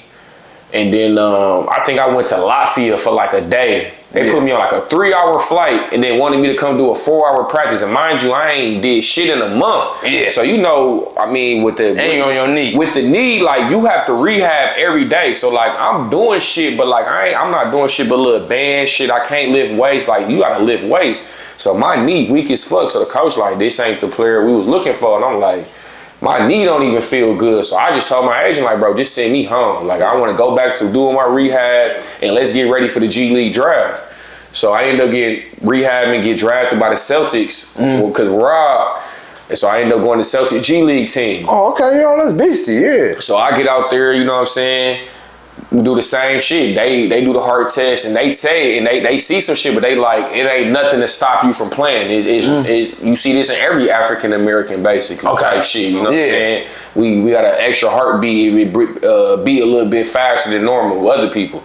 But then they was saying they don't think I should get cleared from my knee either. They like in the NBA for ACL, we don't clear people until the 10, 12 month mark. At this time, I'm like 8.5. Yeah. So they end up, like you said, they end up waiving me. So then at this point, I just tell my agent, bro, don't take no calls, no nothing. I just want to rehab. I just shut it down. By this time it's December. So I'm like, I don't even want to go nowhere else just for them to tell me some bullshit and have to come all the way back to the States. Like, I just want to rehab. So them next like 6 months, I just rehab, bro. Got my shit right. I remember the first game I played in was Avo. He had a little summer jam they used to have in honor of Slug that passed away. Damn, I ain't heard that name in a minute either. Avo in, rest in peace, Slug. No bullshit. So Milwaukee legend. That was like my first game. Like, ain't nobody seen me play since A&M, but like I'm in there bouncy as hell. Yeah. I just been rehabbing, so you know that was really like, I think I had like 40 that game. Me and C Love was going crazy. We played against Charlie. Man was on the other team. Cook was on the other team. It was some big names from the city all played in the game or whatever, but then I ended up signing the deal in Germany. So really it was like my first year I didn't play, but like my first year actually playing my rookie year, I went to Germany. Okay. So I went out there, I was in Nuremberg, Germany, which is like an hour or so away from Munich. I was import player of the year, MVP. The season got canceled because of COVID. So I ain't even get to do the playoffs and shit. So like the game before the playoffs finna start, bro, they shut everything down. Oh shit. I had to come to the crib. Yeah. So damn, so you was out the country when COVID was going yeah, down. I was out the country, so I'm panicking because you know they was saying shit was OC. Yeah, 2020. because it was going on bad out there. Then I'm like, man, I hope I don't get stuck. Yeah. So well, as soon as they canceled the season, I said, bro, I need to be on a flight tomorrow, back to the crib. Yeah. Sure enough, that's when they started shutting shit down. We was on lockdown, all that type of shit. So then that fucked up the whole overseas market. All the teams lost money because, you know, you get money. They get the money from fans coming to games. There's no more games going on. Then it's just like the whole market crash with that. You know, season ending, they still got to pay fees. So, like, everybody was catching pay cuts that next year. You know what I'm saying? I had a few deals on the table, but it was nothing that I felt like I should have took. Yeah. So my second year, I ain't even played that COVID year. I ended up going to Cyprus in like January. I catch the deal, and it turned into a little janky situation. The GM wanted me, but the head coach didn't want me. Damn, that's crazy. So I got all the way out there. The GM like, oh, I love your game. I've been watching you since Marquette. And the coach like, no, we don't need you. You know what I'm saying?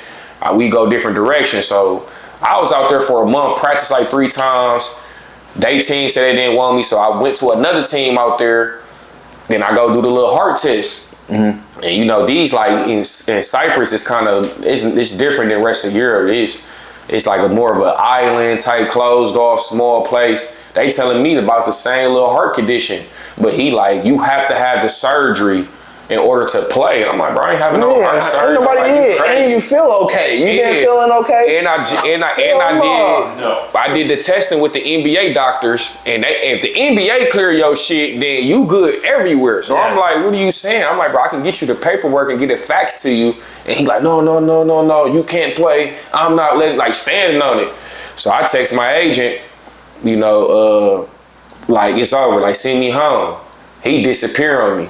Your agent? Yeah. I'm like, just give me a flight home. Bro, I had to pay for my own flight to the crib, and then the team wasn't even trying to take me to the airport. Luckily, I was cool with one of the other Americans that had a whip and took me to the airport. I was going to be stuck out there, bro. Oh my God. So like, that's another side about this shit with the overseas stories. Them overseas stories. With these agents, bro, like these agents don't be solid. Like, I had a Greek agent. He was telling me like, oh, I can get you this amount of money, that amount of money, bro. This nigga wasn't bringing me no type of deals, the shit that he was promising me, bro. So this shit kind of brought me back to what Buzz. Yeah. You telling me you go do all this, and when we get here, you ain't living up to your word. And I'm big on the word, like, if you say what you gonna do, then do it. Yeah. So that second year, I ain't even play. So, you know, y'all don't know, but overseas, like, whenever you don't play a year, it's like an asterisk on your name. Even if you get hurt, like, they're shorting your money. They take it as like, I don't know, like, you can't bounce back from an injury or whatever you got going on. Like, that's how they look at it. So I ended up going to the Netherlands for my third year. Okay. So I went out there, I did my thing, I had a good year. The team wasn't as good. We had like a so-so up and down year, but like, this was like a league where I really got to showcase my talent. I ended up jumping to Italy, which was a great situation. You know what I'm saying? They got good money out there, great talent, a lot of ex-NBA players out there. You know what I'm saying? So then I jumped from Italy to Germany. So I was in Germany this past season. Yeah. Import player of the year. We should have won the league. We ended up losing. We won 25 plus games. It was the second seed going to the playoffs. Lost to a 7th seed. Okay. Oh, so yeah, tough, bro. But the playoffs out there. I mean, overseas basketball is tough, bro. It's a different game, dog. Like, he's like, oh, you getting 18? I'm like, bro, it's a tough 18 that I'm getting every night. Facts. Like 18. Over there is like 30. Like Lucas said that shit. Like what I'm averaging here, like I average like 15. He averaged like 15 in EuroLeague. Like, you not getting your shit off like that over there in that type of environment, bro. That's something I had to realize as getting older, as far as like, I ain't trying to come at the NBA. I love the NBA, but it's almost not like original basketball. It's entertainment. It's entertainment. It's one-on-one. Like, it's entertainment. Like basketball is not played like this. Right. For real. But you see it when just the USA team go play everybody was like, oh, Joel Embiid. Like, bro, this is a different game for him. It's a different game. This ain't just one-on-one basketball. Like they can use their fouls in different ways. Like it's a whole new ball game, bro. Like it's not no clear out for 15 seconds and just watch you work. Like niggas finna send double teams at you. Yep. You go past your man, they can foul you. Like in the league, they don't do that. Like they just let you go. Hell Overseas, you go by somebody, they follow you. You gotta earn that shit. You know what I'm saying? It's way tougher, bro. I knew for real in the league when they, it was recently, but they started using language like freedom of movement, shit like that. Like, how is that even possible for basketball? And freedom of movement for like a Steph Curry, a Kevin Durant. Right. You know what I'm saying? So that's why we seeing these 130s they was and 140s. they accommodating the game to get those type of, you want to see niggas get, or one player get 60, 70 this game. Ain't nobody overseas scoring fucking 70. It's not, but that's not, but that's what made it impressive back then when like T-Mac, Ivo going for 50, 60 because it's hard. No, you know what I'm saying? Tough, Kobe going for 81, that was a real 81. 81. Because they bumping you. The whole game, hand check, all that shit. You know what I'm saying? And that's how overseas basketball is. Like it's not made for you to get 20. You know what I'm saying? Yeah, it's like every year I've been overseas, I done average 18. Like, and that's beastly. Yeah, you know I'm a fan, so I'm a fan of basketball, not just the NBA. Right. So I know. But I feel you on that 18. You're not just getting 18. Man, you see double teams, traps. Like, granted, you see that in the league too. But like, it's like every scouting report is to stop you. You know what I'm saying? So like, overseas, bro, it's a different ball game, bro. Like, you know, the physicality, you know, and you got to know the rules, bro. Like, it's a whole new set of rules. Just like here, you can sweep through and go dunk. Over there, you have to dribble first and then go. Like, you can't do the little sweep through. That's a travel. I didn't even know that. You gotta put the ball down first. Like it's a lot of stuff that you gotta do different over there, but they make it tougher for you. You know what I'm saying? Just think about how many dudes can just boom, one dribble dunk. Over there, you gotta think like they a little bit more slower. They more skilled. They not finna let you just come over there in one sweep, take off. Like, no, like we finna make this shit a little bit more difficult for you. And see if you really built for this shit. Like, facts. That, like you said, the biggest thing with the 3 second in the lane, and it make it harder for the defense. So if you're a good defensive team in the NBA, that show how great you is. But like 3 seconds defensive zone, that's just made up for the NBA. Just all those kind of rules. You know what I'm saying? So I see what you mean. I'm glad that you like explaining all that for the people. You know what I'm saying? For sure.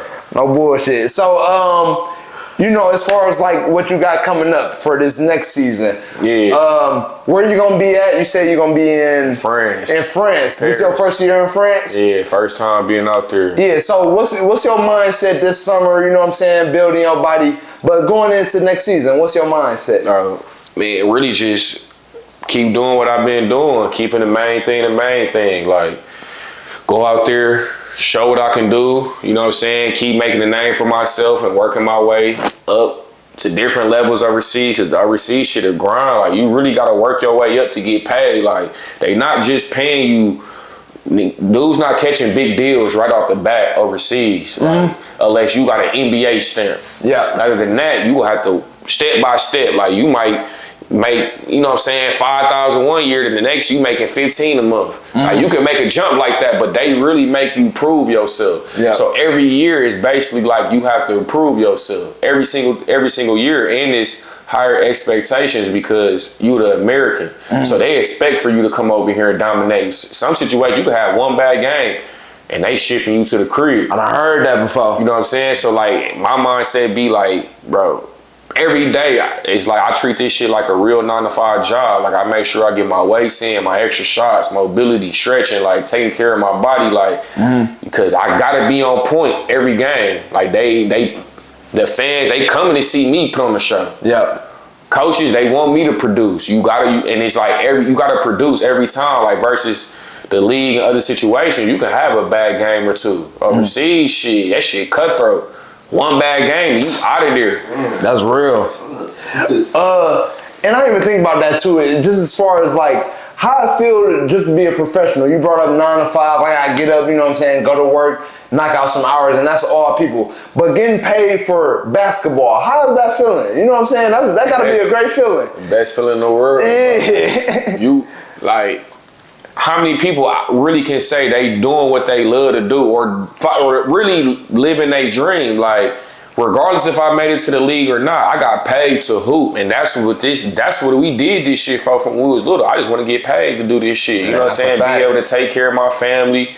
You see a guaranteed check monthly hit your account every single month. You know what I'm saying? Like, and you gotta think like where we come from. Like a lot of dudes I grew up with either dead or in jail. That's real shit. And the ones who get out of jail, they can't go out the country at all. I done been in Rome.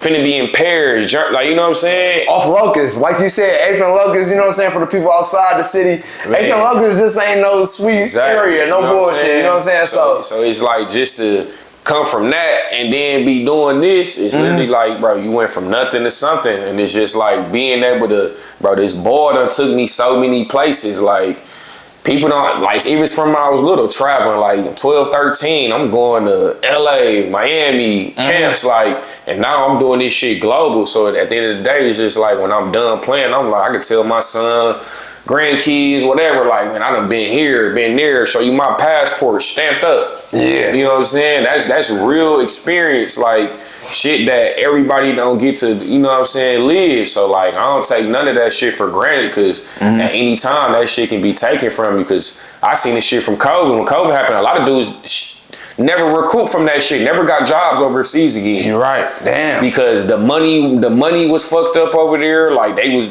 niggas had to take major pay cuts. You know what I'm saying? So it was just like, bro, it was rough, bro. You gotta think, you know how many people trying to go overseas? Like, year or two. I know it's like the draft. Like, bro, every year. And then you got all them kids coming out of college. You know what I'm saying? That too. It's like, bro, it's and then the European, they catching up to us. So a lot of times they feel like they don't even need the Americans no more. They feel like they just as talented, if not more. So like, bro, this shit, you really gotta, like, bro, you gotta be on point, dog. Like, it's real, because at the end of the day, you getting paid. Like, this your employer. So you gotta show up and show out every single day, even the practices, whatever they got you doing, you gotta be on point with that shit. Yep. And I'm glad that you mentioned that, because as a professional, how you got to stay on point all the time for the young people coming up, you know what I'm saying? No matter what talent you have, because, you know what I'm saying, from the outside looking in, from me to you had the best talent, you know what I'm saying? You had great talent, you know what I'm saying? Like you said, somebody you think in high school could easily just be in the NBA one day if you just like a blind fan, you know what I'm saying? So you showing that it take more than that, you know what I'm saying? And just opportunities come and go, you know what I'm saying? Time and all that, you know what I'm saying? So I just love how you broke everything down. It ain't just about the talent, and there's a lot of people that just go off their talent. It's about the hard work. You gotta really put the work in, dog. Like, that's really all it come down to. It's like, no matter what you do, you gotta put in overtime. Facts. What you get out of it is what you put in. That's how I always tell people when I look at that shit. Like, if you half-ass putting in the work, you gonna get half-ass results. Yep. But if you putting your foot on the pedal, full on gas, like, those are the type of results you go get. You know what I'm saying? So it should never be no surprise of why I'm getting this and why I'm not getting that. Shit, you ain't getting that because you ain't putting in the work. Fact. And also, it might not be your time. That's another thing. Like, I had to really wait my time for shit. Like, I'm just now really getting to a bag overseas. Like, I had to take step after step and then get knocked back down and get back. You know what I'm saying? Like,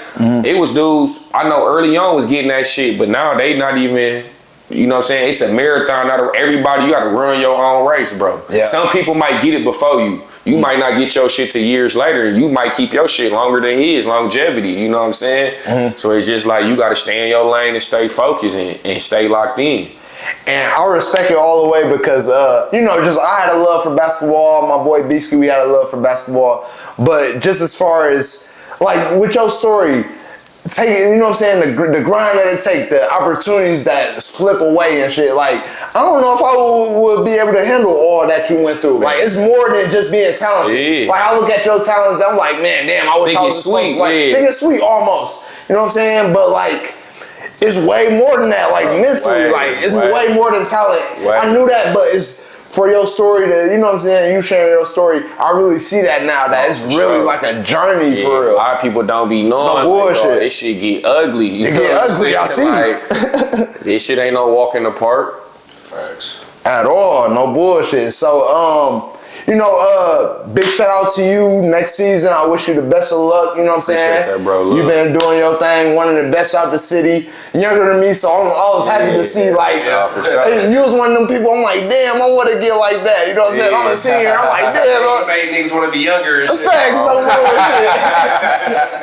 So, I wish you the best of luck, safety going on to your next journey to France. Yep.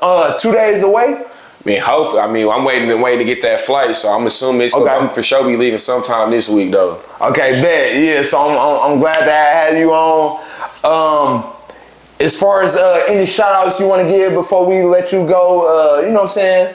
Any love you want to give to the people? Man, just really the kids on playground, man. PGC, all my third graders, fourth graders, fifth graders, sixth graders, man. Y'all stay in the gym. Y'all stay locked in. Like, y'all got the right people around y'all that can put y'all in situations and give y'all the game that some of us didn't have growing up. So, like, y'all got them. And even just not the kids from PGC, just all the kids that's got a dream to hoop. Like, reach out to me on Instagram, DM. Like, hey, you want to work out, get in the gym. You got questions about this. High school kids, like, man, don't be afraid to reach out to the OGs and pick their brain, because that's the only way you go learn. And it's got to be a repeated cycle. Like, we got to start giving the game back to the youth so then they can start giving the game. You know what I'm saying? Like, it's a repeated cycle. So, man, just shout out to everybody in the city, man, that's doing something that's positive, you know, staying out the way, taking care of their family. I'm all for that. So shout out to everybody that's doing their thing out in the city, man. That's another thing I want to bring up before we leave. You know what I'm saying? You a father. I didn't know you was a father that young. Your freshman year and stuff. But, you know, just being a father figure, how do you take that? You know what I'm saying? That's a big thing for everybody. But just being a father figure, how is that for you? Bro, it's great, bro. I take fatherhood very serious, bro. So it's just like, knowing, it's great that I have a son, you know what I'm saying? Yeah, that's the best gift in the world. Wanted to hoop, so it's just like me all over again. So it's just like I'm making sure, like, you know, everything that I didn't have, which I pretty much had everything, but like the mistakes or the opportunities that I could have took, I'm gonna make sure he take them. You know what I'm saying? Like NIL, all the just new shit with the generation. I'm making sure he go get the best of the best.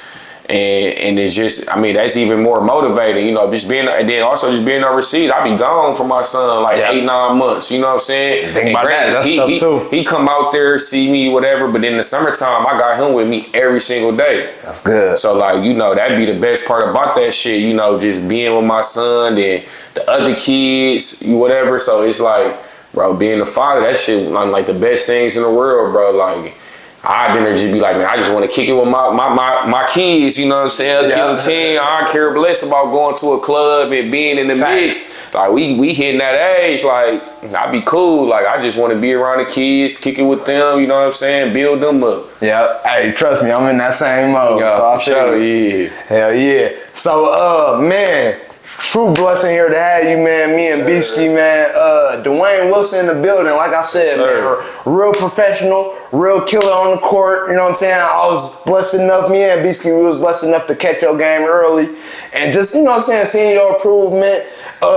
I didn't get to chop it up with you back then. Right. I just see your maturity. You know what I'm saying? Real mature, real great adult, fatherhood, all that. We can't wait to have you back after your season. When you touch back down. We got to pull up on the other vibe. You know what I'm saying? Get the vibe going in there. Yeah. We gonna get all that together, man. One of my favorite interviews. I ain't gonna lie, man. I'm sure Beastie agree. But like I said, man, Duane Wilson in the building, man. This JonnyBeeTV, man. We gonna get up with y'all, man. It's all love. For sure. For sure, love.